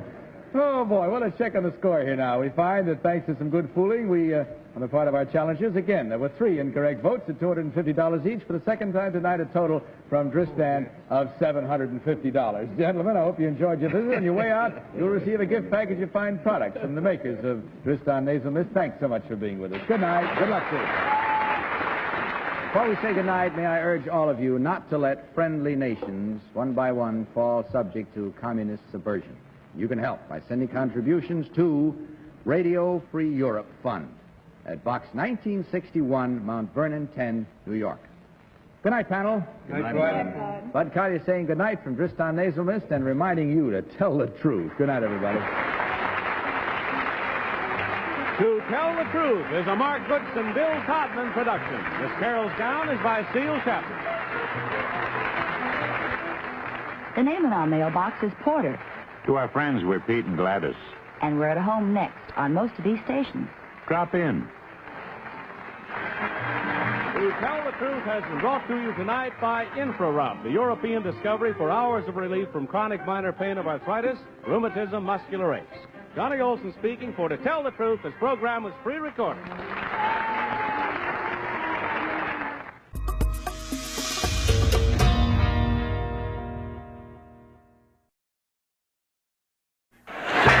Get ready to match the stars.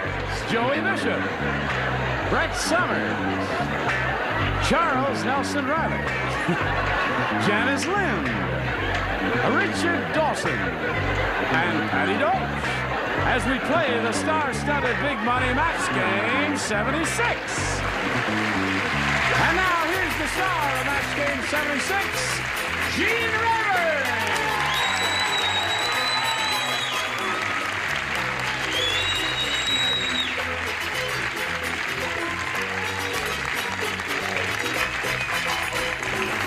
Thank you, Johnny O and all.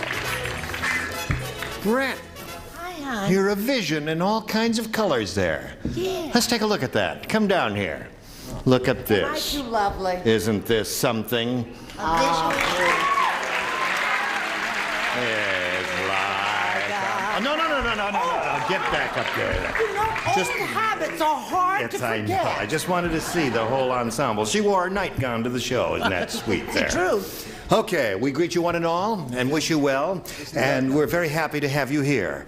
And we're also happy to see Carrie Tyler and Frank Peters, Jr. Hello. How much money do you won? $600. You got $600. What are you going to do with all that loot?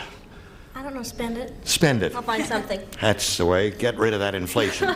Frank, you ready? Yes. We found a little bit about Frank Peters last time. Let's find out some more now. Let's see. We found he's an able-bodied seaman, and he's been all over the world.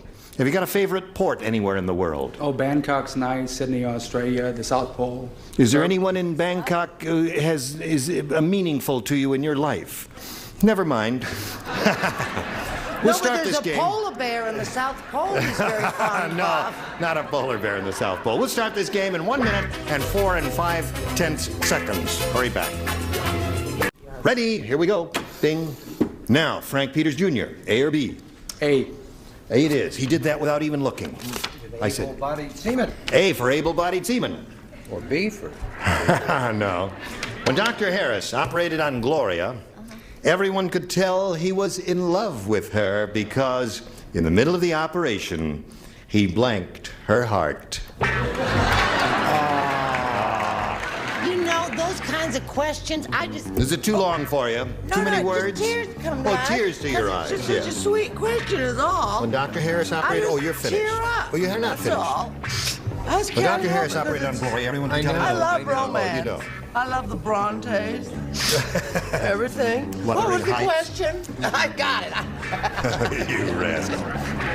Got the idea? Yeah, I got the idea. Okay. And no matter what I put down, it comes out repulsive. No, now that's a good... I can see you get... That's very good. Very good. Really? It Yes, makes me sir. throw up. No, very good. Okay, we'll come over here now. Dr. Frank, as soon as Charles puts his card in the slot. When Dr. Harris operated on Gloria, Frank, everyone could tell he was in love with her because in the middle of the operation, he blanked her heart. Good gravy, Frank. He broke her heart. He broke her heart. You rascal. I can tell you've been in ports all over the world, haven't you? Breaking them hearts. Okay. Joey said he broke her heart. Yeah, well, the thought of him doing anything to her heart in the middle of an operation does not appeal to me, you know. Oh, yeah. But if he was so in love, I put he kissed her heart. Would you show it? He kissed her heart. One guy liked it. All right. What do you say? How do you think that polar bear feels on the South Pole is what I Yes, say. rejected. Rejected, alone and lonely. Oh, Frank, where's your romance? He kissed her little heart. Kissed her heart. And it was an ankle operation. Yes. Captain? I got it, and Ira got it, the two of us. We're laughing like crazy. But shouldn't more than two people get her joke? I mean, all year we got to put up with those same two people that get those same jokes. I'll go get yourself a picture hat. I said, and don't boo, stopped. Why? Why, you ask? Yes. Because Wait a minute, he's gonna explain. thus came the famous lyric, "Be still, my foolish heart."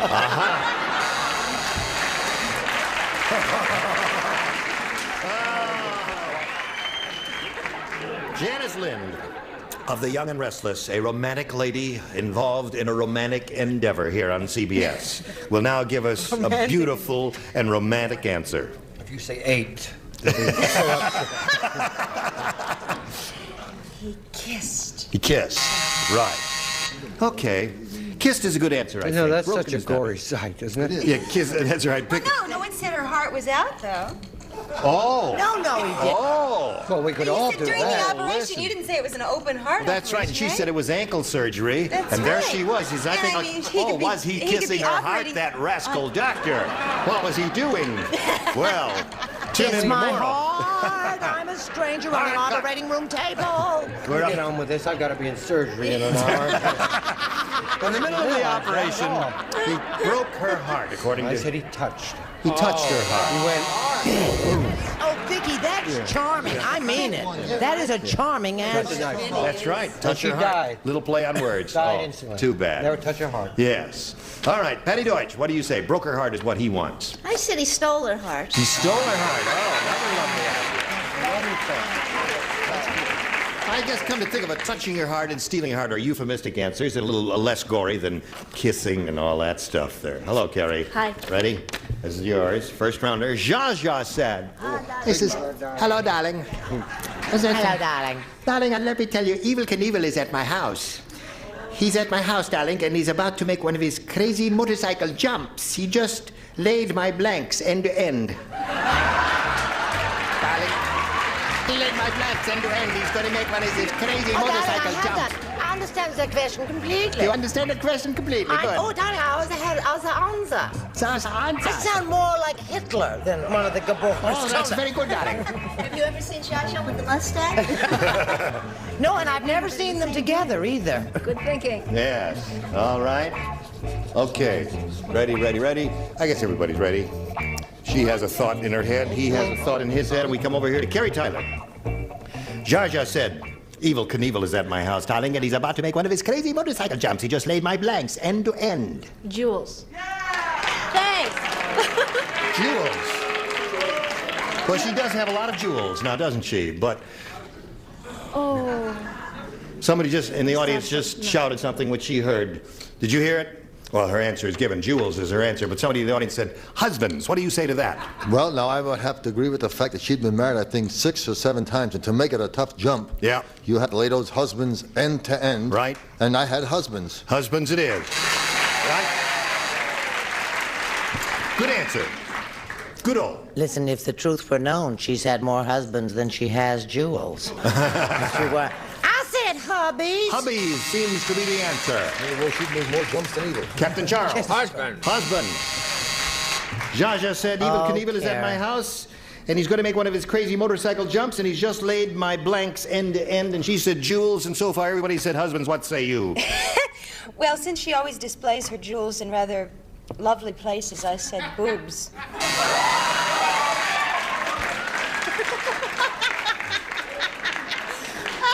Which is rather a remarkable feat, I realize.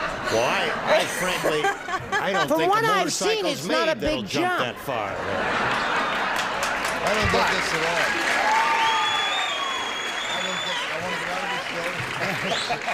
I never saw a show like this. Think of the fun when he crash lands. In the valley. Yeah. Richard? Judge is not a Mormon. Zsa is not a Mormon. So it would be ex-husband. Ex-husband. Okay. He only has, you know, Right. let's keep Okay. it clean. AKA former husbands. Former husband. So no jewels there. Well, nothing here. Well, Very tight. There'll be something in a second round, please. Right after these messages for you. Ready for round 2? Well, not really. Okay. It's up to you, Frank Peters. A. A it is, for able-bodied. Seaman. Able-bodied. Hey, listen, nobody knows this. What? I love gossip. It's my hobby. King Kong. King Kong was a real gentleman. He always blanked the women and children first. Now that's a gentleman.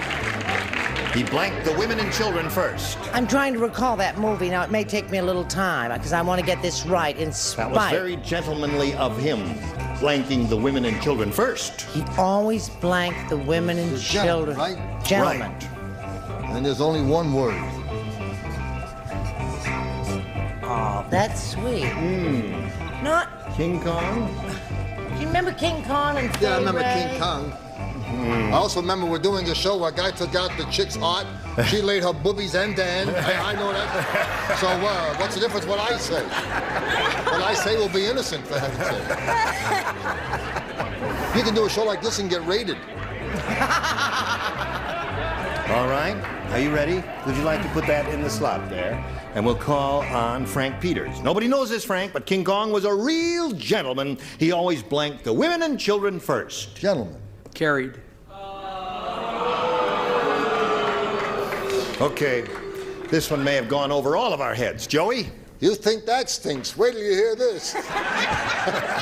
Now, gentlemen, right? Yes. Okay, so I put he seated the women and children first.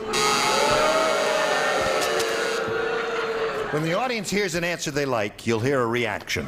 What do you say?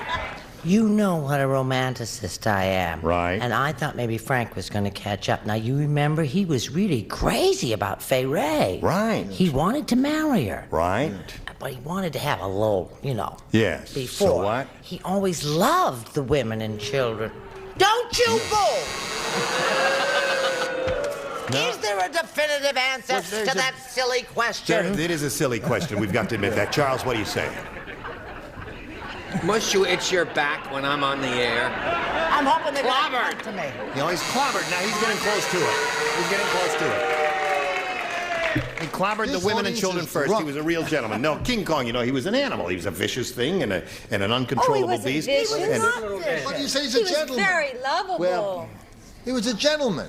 He was furry and... I remember in the movie when Fay Ray's dress blew up, King Kong put it back down. I saw the picture. I saw the movie. He was a gentleman. That's right.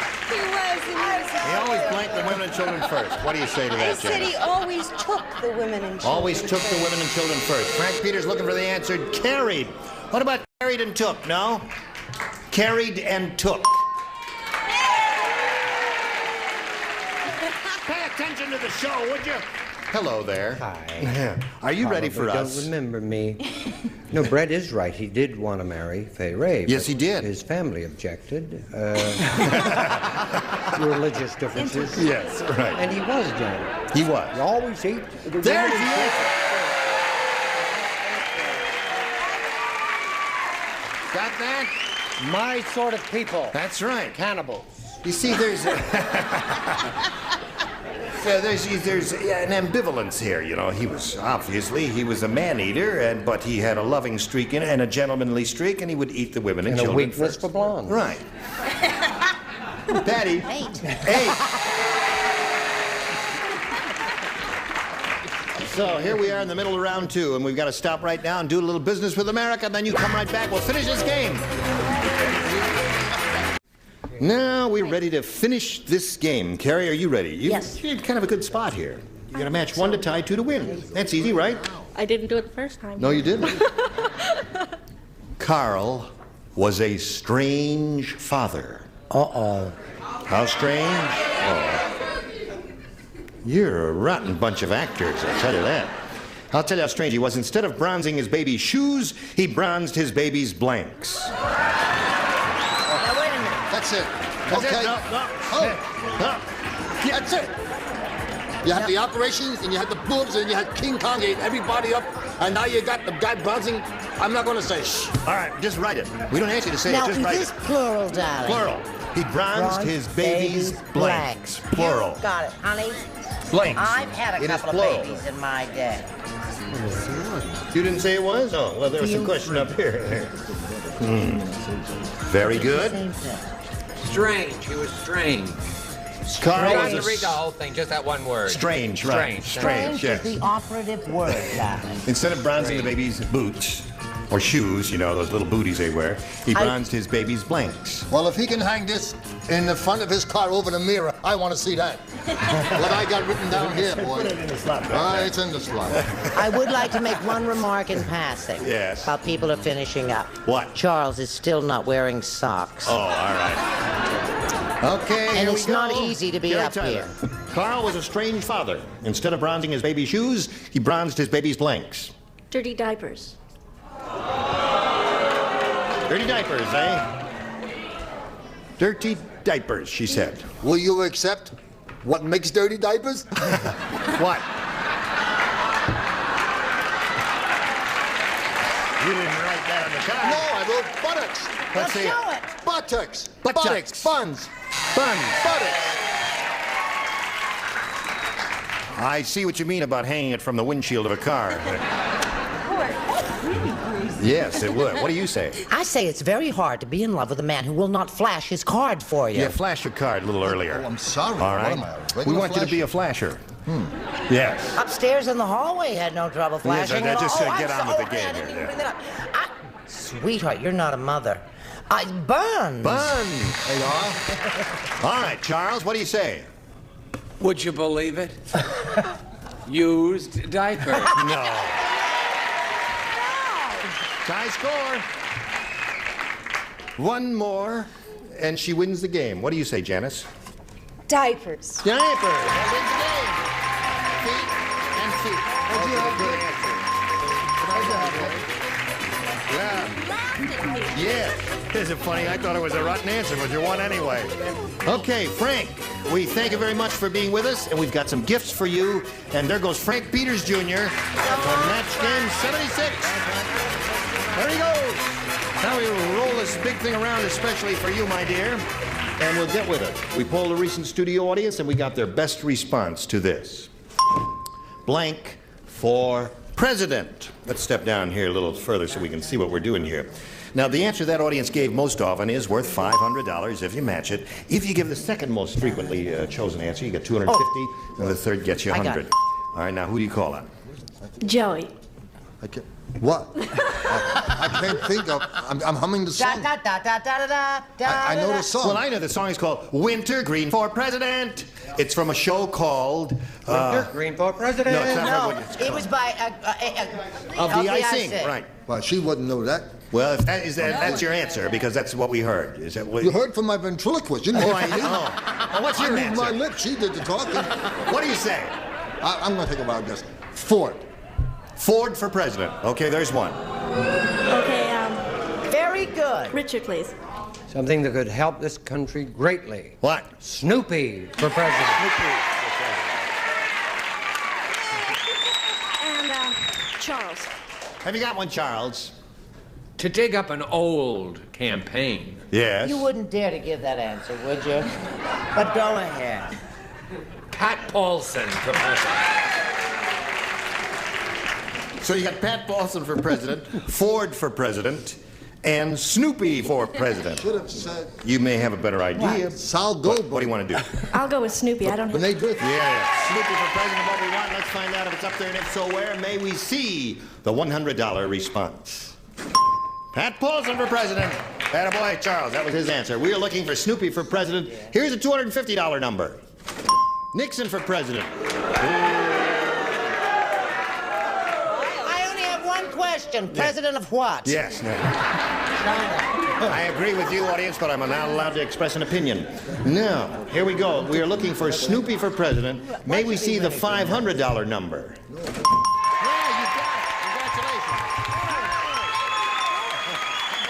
Okay, congratulations, my dear. Congratulations. That was terrific. You were splendid. Gracias. Have you thought of going into vaudeville? Listen, we're going to be right back in a moment or so. We want you to watch these messages. Good for you. Thank you. Next week, these are the bodies who will be on this very stage. Donald Ross, Brett Summers, Charles Nelson Riley, Isabel Sanford, Richard Dawson, and Betty White. Gene Rayburn here. Join us next time for Match Game 76. Goodbye. Get your choice of chains on Chain Reaction. Cheery chains. Feel good. Chili chains. Iceberg lettuce. Charming chains. Ryan Reynolds. Chuckle chains. That's right. Challenging chains. All needs. And the best kind, champion chains. Address book. Bookworm. You did it! You won the $10,000! Chain Reaction. Weeknights starting at 5. Only on Game Show Network.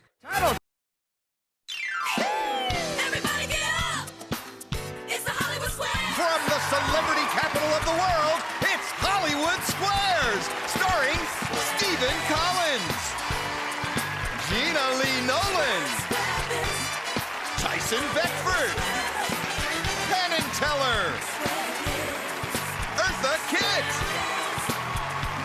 comedian Chris Spencer, Judy Tenuta, Kennedy, and our center square, Martin Mull.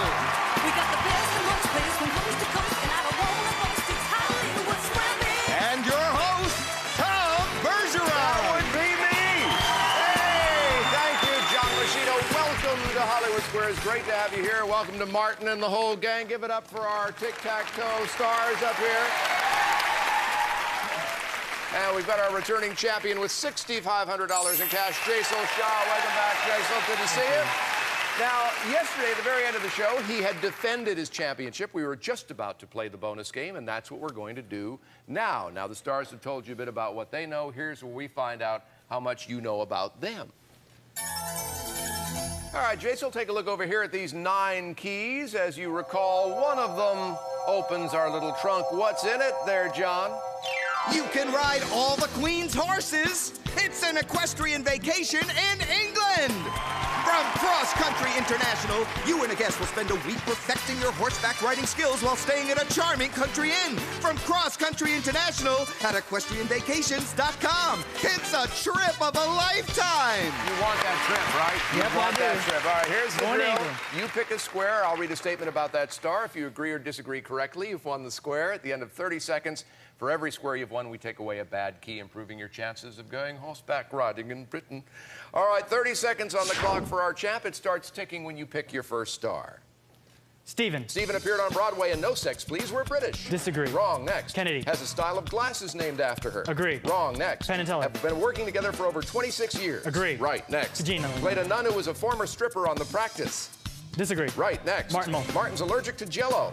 Disagree. Right. Next. Eartha. Toured the world as a dancer and singer before the age of 20. Agree. Right. Next. Chris. Hosts a show at an LA comedy club called Chocolate Sundays. Agree. Right. Next. Tyson. Was Angela Bassett's love interest in How Stella Got Her Groove Back. Disagree. Right. Next. Judy. Used to play her on accordion at Chicago Cubs Agree. games. Yes, he got it at the buzzer thing. Yes.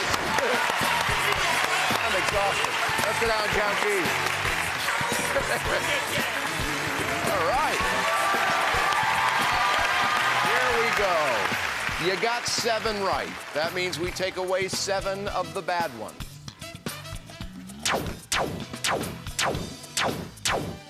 I have long contended that losing at this point hurts worse. I agree. Only one of them will do it. This has got to be it. All right, good luck. Good luck. You really want to go to England? Come on, I want to go to England. I want to ride some horses. Oh my gosh!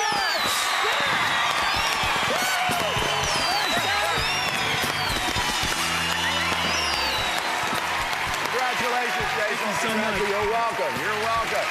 You're going to England. Hey, let's take a look. So far as champion, you got $16,574 in cash and trips. Let's find out who Jasel's new opponent is. She's a reading comprehension teacher from Villanova, Pennsylvania. Please welcome Elizabeth Prestel.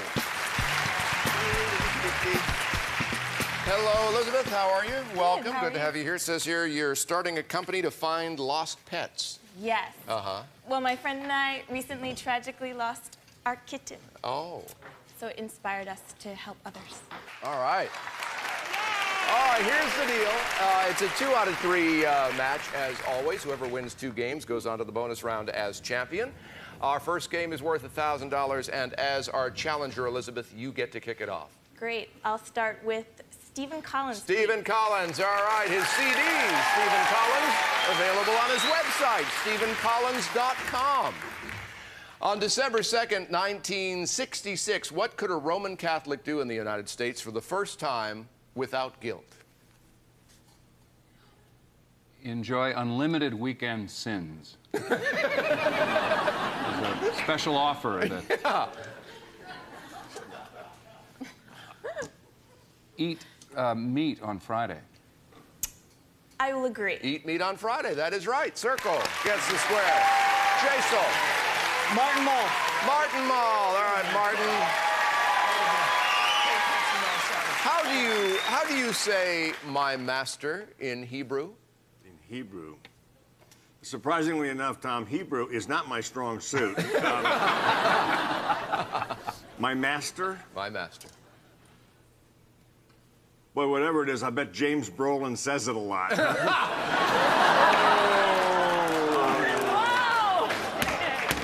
Hysterical. I'm going to just show the scope of my understanding of the whole language and just go with rabbi. That's one of the few words I know, and I think it might be that. I agree. Rabbi it is. Yes, X gets the square. Elizabeth. Chris Spencer, please. Chris Spencer. All right, hosting Chocolate Sundays at the Laugh Factory in Hollywood Sundays, as you may have heard. Chris, according to legend, why would a mermaid make a human man wear a magic cap? So they wouldn't make little mermaids? You got the magic cap. Why would he make him wear a magic cap? Mm-hmm. So when he fell asleep, he would think about her all night. All right. So he would dream about her, think about her. I disagree. So he could live under the sea with her. He could breathe through his magic cap. Circle gets it. We get a break. We'll be back in the first of our 2 out of 3 match right after this.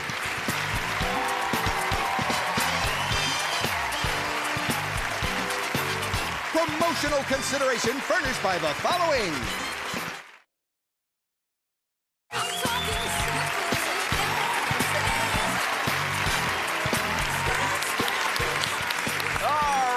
Back in the first game of our best 2 out of 3 match, and our defending champion, Jaisal Shah. It's your turn. Gina Lee Nolan for the block. Gina Lee for the block. All right. Gina Lee, what does Men's Health say is the best excuse to use to get out of a speeding ticket? Oh my goodness. I've used lots of excuses, and only one has worked. And it is that my speedometer was broken, and it did work. I disagree. A family emergency is good in lieu of a busted Right. speedometer. Yeah, X gets that. All right, Elizabeth. Eartha Kitt for the block, please. Eartha Kitt for the block. All right, Eartha. In the old rhyme, where was a man going with kits, cats, sacks, and wives? Living in the jungle, better than a tent. Better than a penthouse. No, I have no idea. Now, she said she had no idea. Would you like to take the question yourself, or? St. Ives. You are right. Yeah, Circle gets the block. Right. All right, Jaisal. I'll go with Kennedy. Kennedy, all right. Friend or foe on the Game Show Network. Kennedy, Newsweek reports that newlyweds have found a popular new way to help pay for their honeymoon. What is it? They are seeking corporate sponsorships. Okay. I agree. No, they're having the wedding guests pay. They put it on their bridal registry. So Circle gets that square. All right, Elizabeth. Penn and Teller for the win, Penn and please. Teller's Boo Funky. Second season on Showtime in 2004. All right, guys, as the all-knowing Dr. Joyce Brothers say, the more successful you are at work, the longer you're more likely to live. Well, if it's true, Joe Piscopo should be dead in 3, 2, 1.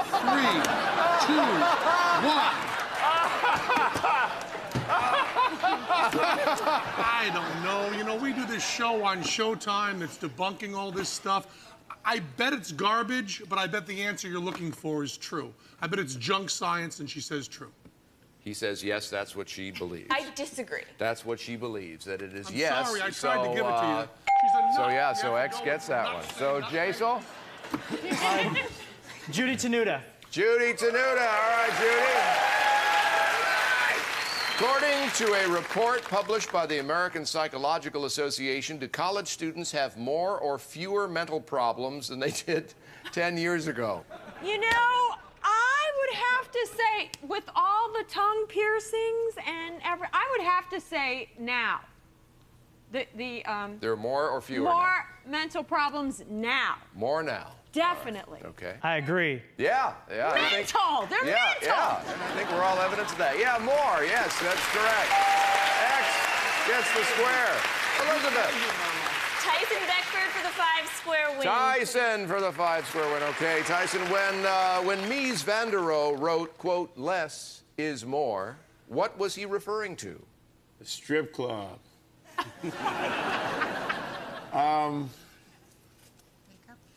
Writing? Writing. I disagree. Design or architecture. Circle gets it, and the 5-square wins. We get a break. When we come back, we'll play a secret square game right after this. Stick around.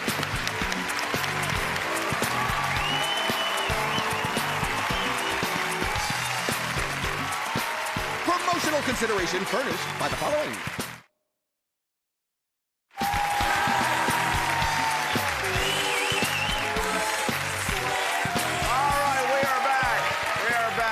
To kick off the second in our best 2 out of 3 match, our challenger Elizabeth has won the first game. This one's a secret square game. Let's find out what's in the secret square stash. John? Give my regards to our neighbors up north on your vacation in Canada's Victoria, British Columbia. The jewel of the Pacific Northwest, where you and a guest will spend 6 nights enjoying award-winning service, 5-star accommodations, and a view of Victoria's famous harbor at the new Hotel Grand Pacific. All right, thank you much. Let's show all of you at home who the secret square is.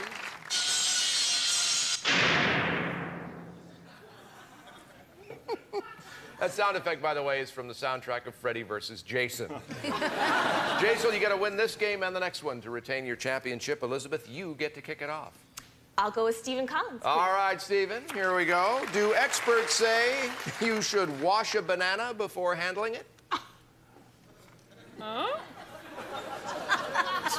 Well, yeah, because if you touch one banana, it's like touching every other banana that that banana has ever been with. Can I change my mind? I'm going to change my mind. Okay. No, I don't think with a banana, because you peel it, I don't think it makes any difference. I disagree. You should wash because they're grown with chemicals and pesticides that can get on your skin. So circle gets that square. Jason. Tyson Beckford. Oh, secret square. Tyson Beckford for a Canadian vacation. All right, Tyson, here's a little picture up here to help. Sharon Stone received her only Oscar nomination for her role in this film. Is it Basic Instinct, Gloria, or Casino? It was my favorite film, so I gotta say Casino. I agree. My other choice would be Ain't My Forehead Big, though? It's Casino. Yes, that's right. X gets the square. Elizabeth. Kennedy, please. All right, Kennedy, here we go. What are leftolas? That is a great word for left-handed women in Spanish. Okay. I disagree. They're the tiny nubs of leftover Crayolas. Leftolas. Circle gets the square. Right, Jason? Penn and Teller for the block. Penn and Teller at the Rio, except Tuesday in Las Vegas. In Peanuts, Sally liked Linus. Charlie Brown had a thing for a little red-haired girl. Who was in love with piano-playing Schroeder? Liberace. My favorite Peanuts character. Peppermint Patty. I agree. You fool! Lucy. I gave you this whole... Lucy was in love. I couldn't have been more tentative. With Schroeder. Elizabeth. Can't give you that one. You have to earn it yourself. Penn and Teller for the win, And please. the championship, if you get it. All right. In Lara Croft Tomb Raider, The Cradle of Life, what was Angelina Jolie out to save? Well, her acting career. And the twist is she failed. That's the twist at the end of it. Well, it would have to be the Holy Grail. For the championship, the Holy Grail. I disagree. That's the way you do it. Pandora's See? box. We have a new champion. That's right. Okay. Jason Shaw. We have to say goodbye to you. You take with you $20,110 in cash and chips. It's been a pleasure having you here. Elizabeth Frestel, you're our new champion. Congratulations. Thank you. Want to play the bonus round? Yes. We'll do that with our new champ when we come right back. Stick around.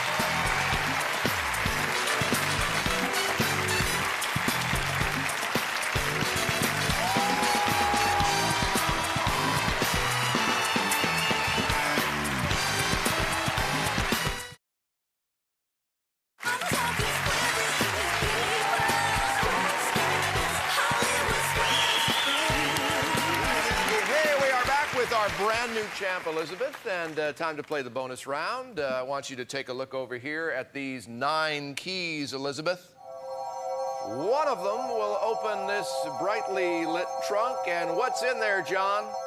Set sail for paradise! It's a Caribbean cruise adventure!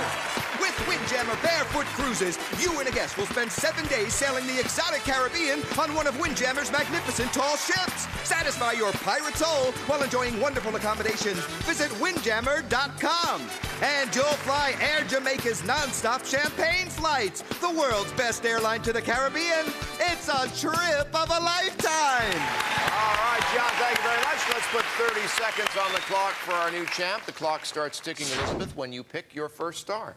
Steven. Steven's wife played his ex-wife in a feature film. Agree. Right, next. Kennedy. Kennedy played drums on the Bangles reunion tour. Disagree. Right, next. Penn and Teller. Penn is a direct descendant of Quaker leader William Penn. Agree. Wrong, next. Gina Lee. Sold her Baywatch swimsuit on eBay and a check bounced. Agree. Wrong, next. Martin. Is an avid ballroom dancer. Agree. Wrong, next. Eartha. Eartha's daughter's first name is Kit. Disagree. Wrong, next. Chris. Chris is colorblind. Agree. Wrong, next. Tyson. Tyson snowboarded down a glacier in Canada. Agree. Right, next. Judy. Was a meat packer at Kroger. Disagree. Wrong.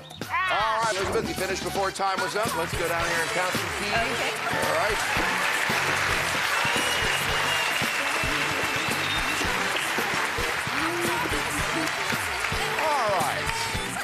over here, and you got 3 right in 30 seconds. Let's take away 3 of the bad ones, meaning one of those 6 will get you that trip. Do you want to pick it? No. Okay. It's the first time anyone ever asked, though. That was very nice. I'm just too nervous.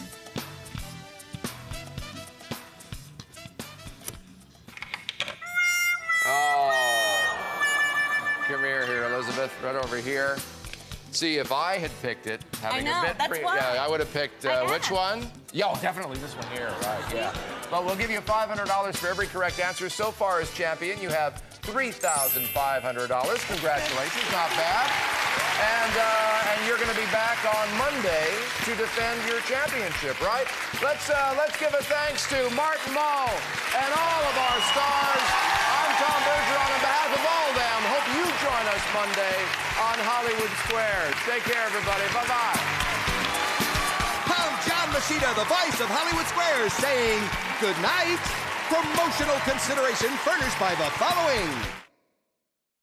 Hi, my name is Mike, and I live near Sacramento, California, and I like quiz shows like yours. I wish that you would have a more PG-oriented show, because I would enjoy your show a lot more if you wouldn't make so many dirty jokes on it.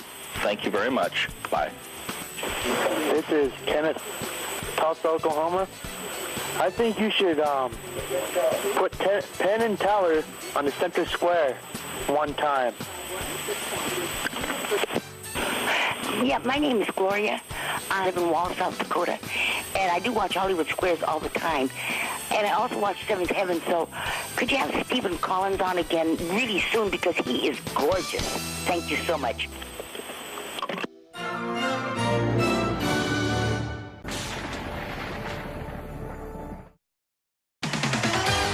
Welcome to Supermarket Sweep. Time and time again, you've seen people win $5,000. You've also seen people win $10,000. Well, what's worth more than $10,000? How about a brand new Geo Tracker? But Supermarket Sweep is a team show. There's never just one winner. We always have 2 winners. So let's give away 2 brand new Geo Trackers worth over $25,000. Who's got the wheat bin? Okay, you're on.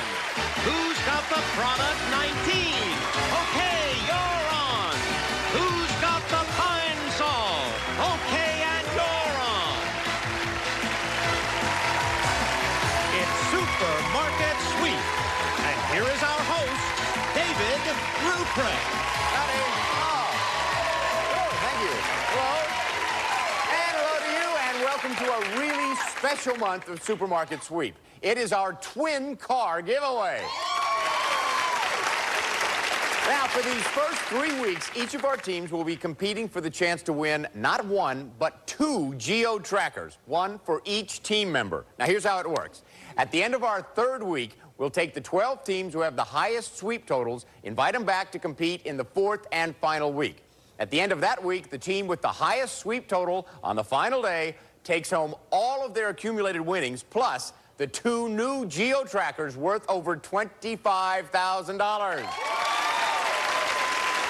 Well, these women over here think that's a good idea, so let's get them started with their free 1 minute and 30 seconds. And now here's a chance to pick up another 10 seconds and hopefully a cash bonus, so get your hands on your buzzers. For dirty, dingy duds, no need to fear. Just wash the entire load with color-guarded Shira. Cheer. Here it is. Okay, Karen, that's 10 seconds. All right. Now, Karen, we can add $50 onto your sweep total if you can find that specially marked bottle of cheer and get it back to me within 30 seconds. Within 20 seconds, it's $100. You ready? Mm-hmm. And go!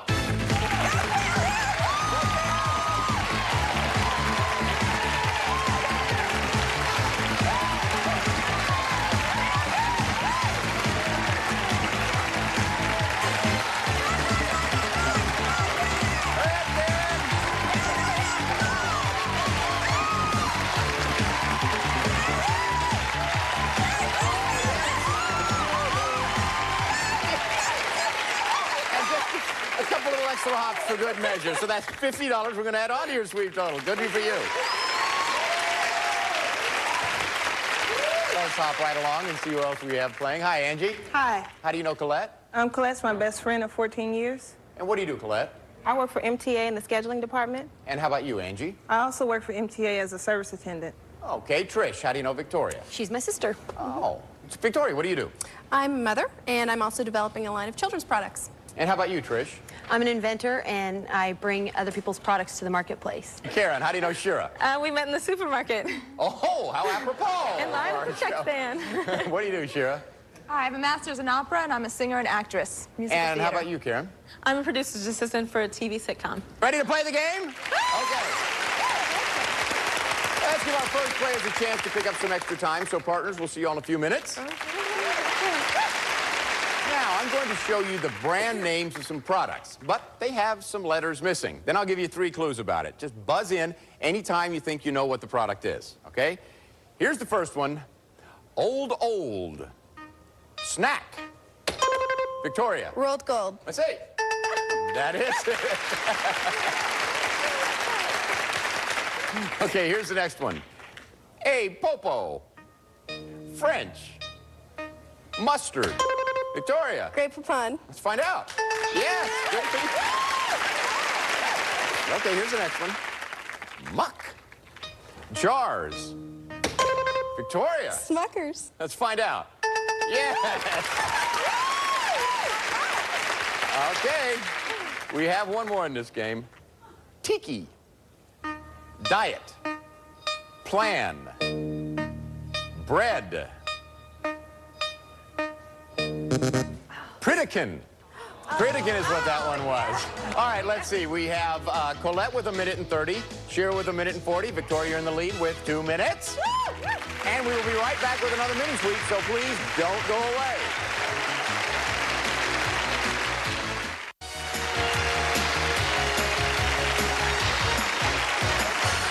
Welcome back to Supermarket Sweep. Looks like we're ready for our second mini sweep, so get your hands on your buzzers. For a healthy start, try a bite-sized Wilma or Bam Bam. Angie. Flintstones vitamins. That's exactly right, Angie. Okay, Colette, hustle out there and get me the Flintstones vitamins that have our tag on it. Go! Go, Colette!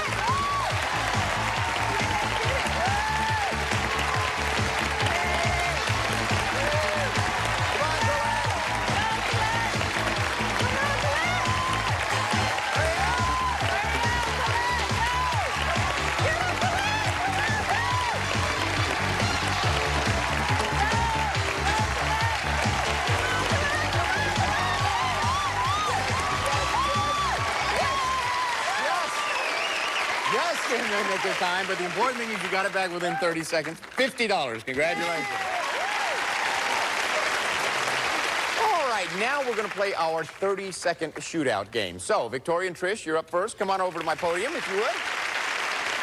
Trish, you stand right there. Victoria, you stand there. Now, inside this card, there is a 6-letter product name. One of you is going to have to get the other one to name it, but you can only do it 1 letter at a time. So let's say the product were cheer. You might say something like, what's that 4-wheel thing that we drive around in? Hopefully your partner would say car, C, and then you go on from that. You can use product names, family members, whatever you want. Okay. Now, since all of the products today are 6-letter words, we're going to give you 40 seconds to get your partner to name it. Okay. If you do, it's 30 seconds added onto your sweep time. So, who wants to give the clues? Me. Trish, all right. So remember, it's a 6-letter word. Take a moment to look at it, Trish. It's inside here. Oh. There you go. No, that's all right. It's not part of the thing. All right, take a moment and go. Our oldest brother's name, Carter, C. His wife's name, Amy, A. C-A. When I'm waiting for you, are you? Late, L. Hurry up and get. A flower that's red, that smells good, that's expensive. Rose, red, or R. C-A-R. Ear, E. C-A-R-E. The sister's name that's 2 years older than me. Shelby, S. C-A-R-E-S. And, you're my... Sister, S. Cress. Yes. Very made it. Caress it was. Okay, that's 30 seconds. All right, Karen and Shira. Who's going to give the clues? I am. You're going to give the clues? I want to remind you here, though, that you can't use a clue that's already been given, then you'll be disqualified. It's a 6-letter word. You have 40 seconds. Take a moment to look at it. And go. Okay, my sister had little baby boys. And a fruit that's also a color. Orange. Oh. And B-O. when it's raining, I use an umbrella. B-O-U. All right, B-O-U. Okay. The place where everyone goes on honeymoon falls, blank falls. Niagara. Letter. Bounce. Yes. That's good enough. Congratulations. Another 30 seconds. Ooh, there is stiff competition out there. Colette, have you decided who's going to give the clues? I'm giving. You're going to give the clues? All right, once again, you can't use a clue that's already been given, and it's a 6-letter word. Keep that in mind. Okay. Take a moment to look at it. You're going to have 40 seconds, starting right now. Your last name? Thomas T. My maiden name? Ely E. T-E. When you're sleepy, you are tired. T. Okay. T-E-T. Tetrin? You called me Collect C? No. On the telephone, T? When? When you This called morning? Me? No. Morning? No, before this morning. Last night? Yes. Night in? No. Yesterday, why? You said it. Okay. When you're not early, you are late, L. Okay. T-E-T. Tedley. Yes. Thank you. Thank you. Oh, you gave my heart a good workout on that one. Another 30 seconds. Congratulations. Okay, the round robin's going to make a big difference. There's 60 seconds at stake here. Partners, stand by. You're going to be up next. I'll show you a scrambled up word of an item or a brand name that we sell out in the market and then give you 3 clues about it, okay? Hands on your buzzers. Here's the first one. Crunchy. Angie. Vlasic. Let's see. Yes, Chase. And the next one. Rolls. Cling. Victoria. Saran wrap. Is it? It is, Chase. Here's the next one. Chocolate-coated. Seaport. Karen. Mystic Mint. Is it? Yes, it is. Mr. Making cookies. Okay, James. Here's the next one. King. Lager. Clydesdales. Shira. Budweiser. Let's find out. That's it, James. Look at that, only 10 seconds separating every team. Here's the next one. White. Angie. Cool Whip. Let's find out. Yes, James.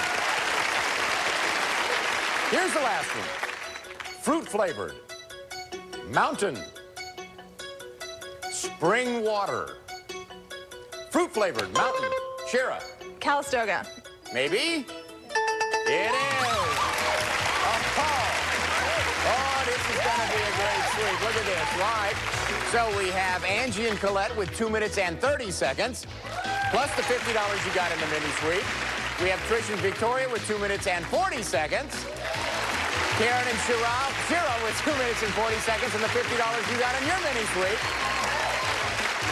Who's going to be running around in our big sweep? Who's going to do it? Shira, Angie, and Trish. So don't go away. When we come back, you're really going to see some exciting sweeps because everybody over there is determined to drive home in one of our new Geo Trackers.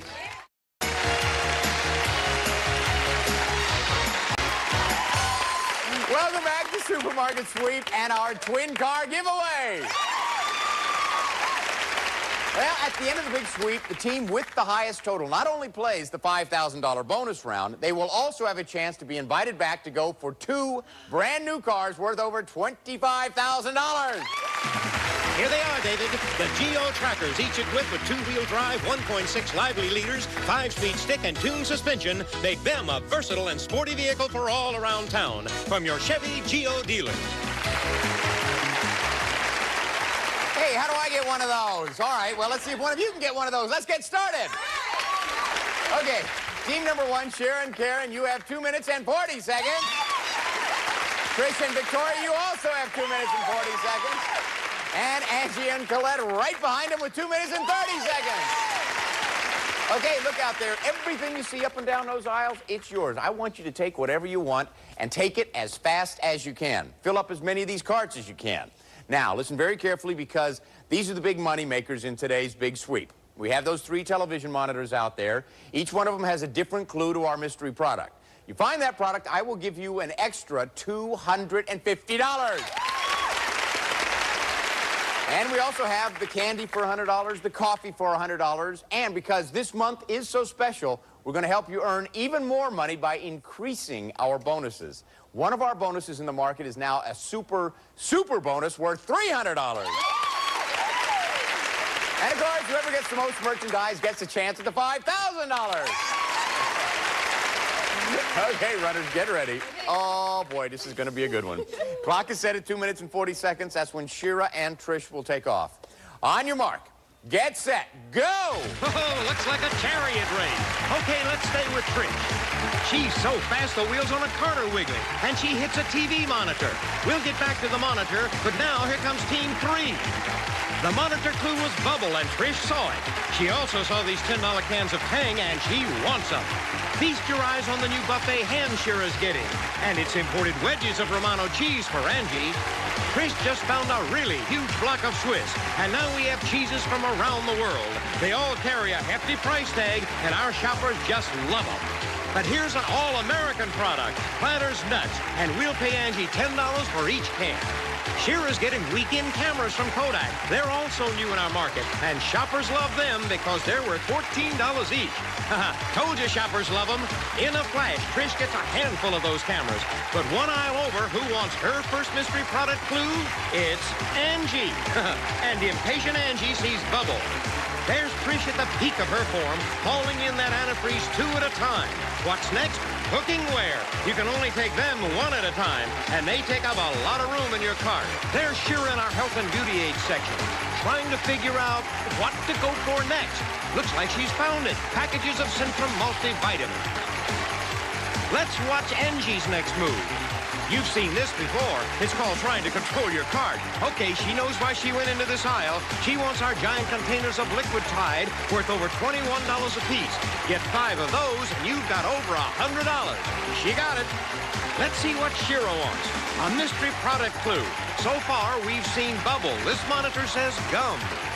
There's no mystery about what Angie wants. $100 for this bag of candy. You have to get $1 worth, give or take 2 cents. And it looks like she's on her way. This is a different big sweep. We're well into it, and it's the first time someone's getting beat. What does Angie want? Another mystery product clue. And it's one we've seen before, gum. Hey, who's pitching in turkeys? Oh, it's Trish. She got beef before and turkeys now. Angie's got today's first bonus. Could it be the super bonus? We're into the last 30 seconds, and every shopper knows the higher their sweep score, the better their chances to be invited back to compete for the 2 new cars. Look, here's Angie's final mystery clue, Bazooka, and off she goes.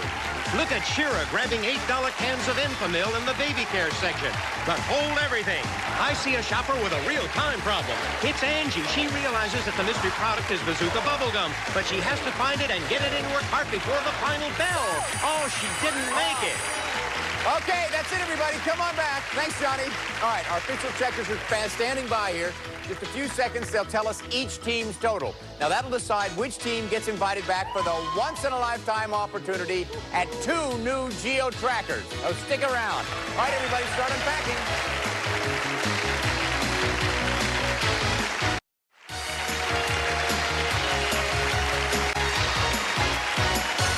Hey, we're back with Supermarket Sweep, and the checkers have already entered all of this stuff into their registers. We're about ready to hit the totals. But before we do, I want to mention that nobody found our TV mystery product, which today was Bazooka Bubblegum. Okay, let's find out who won the big sweep.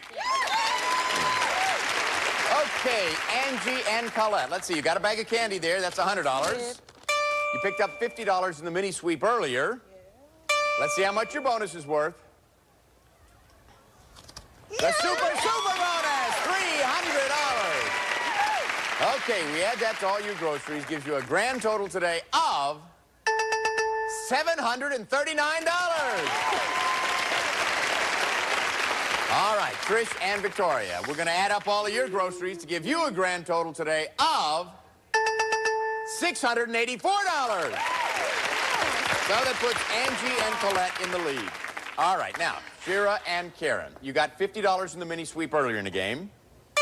We add that to all your groceries. If your grand total is higher than $739, you win the game. If not, Angie and Colette are going to be looking for $5,000. Let's see. Your grand total with your groceries is $644. Angie and Colette, you win. Thank you all. It was great having you here. We have some wonderful gifts for you. Okay, come on. All right, there's $5,000 out there just waiting for you to put your hands on it. You've got a minute and 3 clues to help you out. You chose bonus envelope number 1. Here's your first clue. Your pH balance won't be in flux if you wash your face with a bar of...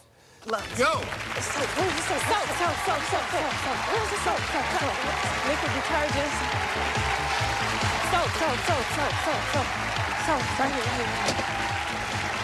Head pounding Nupit. Nupit. Headache. Oh, number 10. Right here. Oh, shoot. For reliable strikes that don't need a bio, find a brand that has no match named after the state of Ohio potato. Cookies. No, Ohio. What is Ohio? Striker. Wait. Yeah, Striker. What is Striker? I don't know. Ohio. Oh, shoot. What's Ohio? Cookies? I don't know. Cookies. Is it cookies? For relief the strikers. So it should be something for a headache or something. No. It should be. Relief, no, it wouldn't be on the same. Strikers, read it again. Read it. Oh, man. Okay. I thought you had it. No, we didn't have it. I thought you had it. Well, listen, you didn't get the $5,000. You ran out of time, but your big sweep total could bring you back for a chance at those 2 Geo trackers. I mean, as you know, the 12 teams with the highest totals in merchandise over these 3 weeks get to return in the final week and battle it out for the 2 cars. Who knows, you could be one of those teams. Right. But let me see what you got here on this last clue. And for reliable strikers that don't need a bio, find the brand that has no match, named after the state of Ohio. Ohio Matches. It's a brand of matches, but listen, you got 2, that's $400. Added to your sweep total gives you a grand total today of $1,139. Congratulations. And this is David Ruprecht saying goodbye for Supermarket Sweep. Hey, listen, the next time you're driving in your car and you hear the beep, think of the fun you could have on Supermarket Sweep.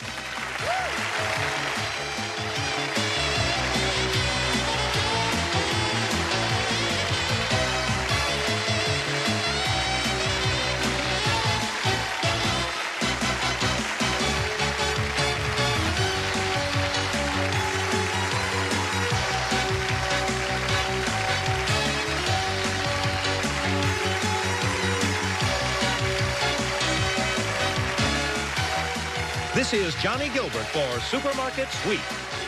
Supermarket Sweep has been an Al Howard production.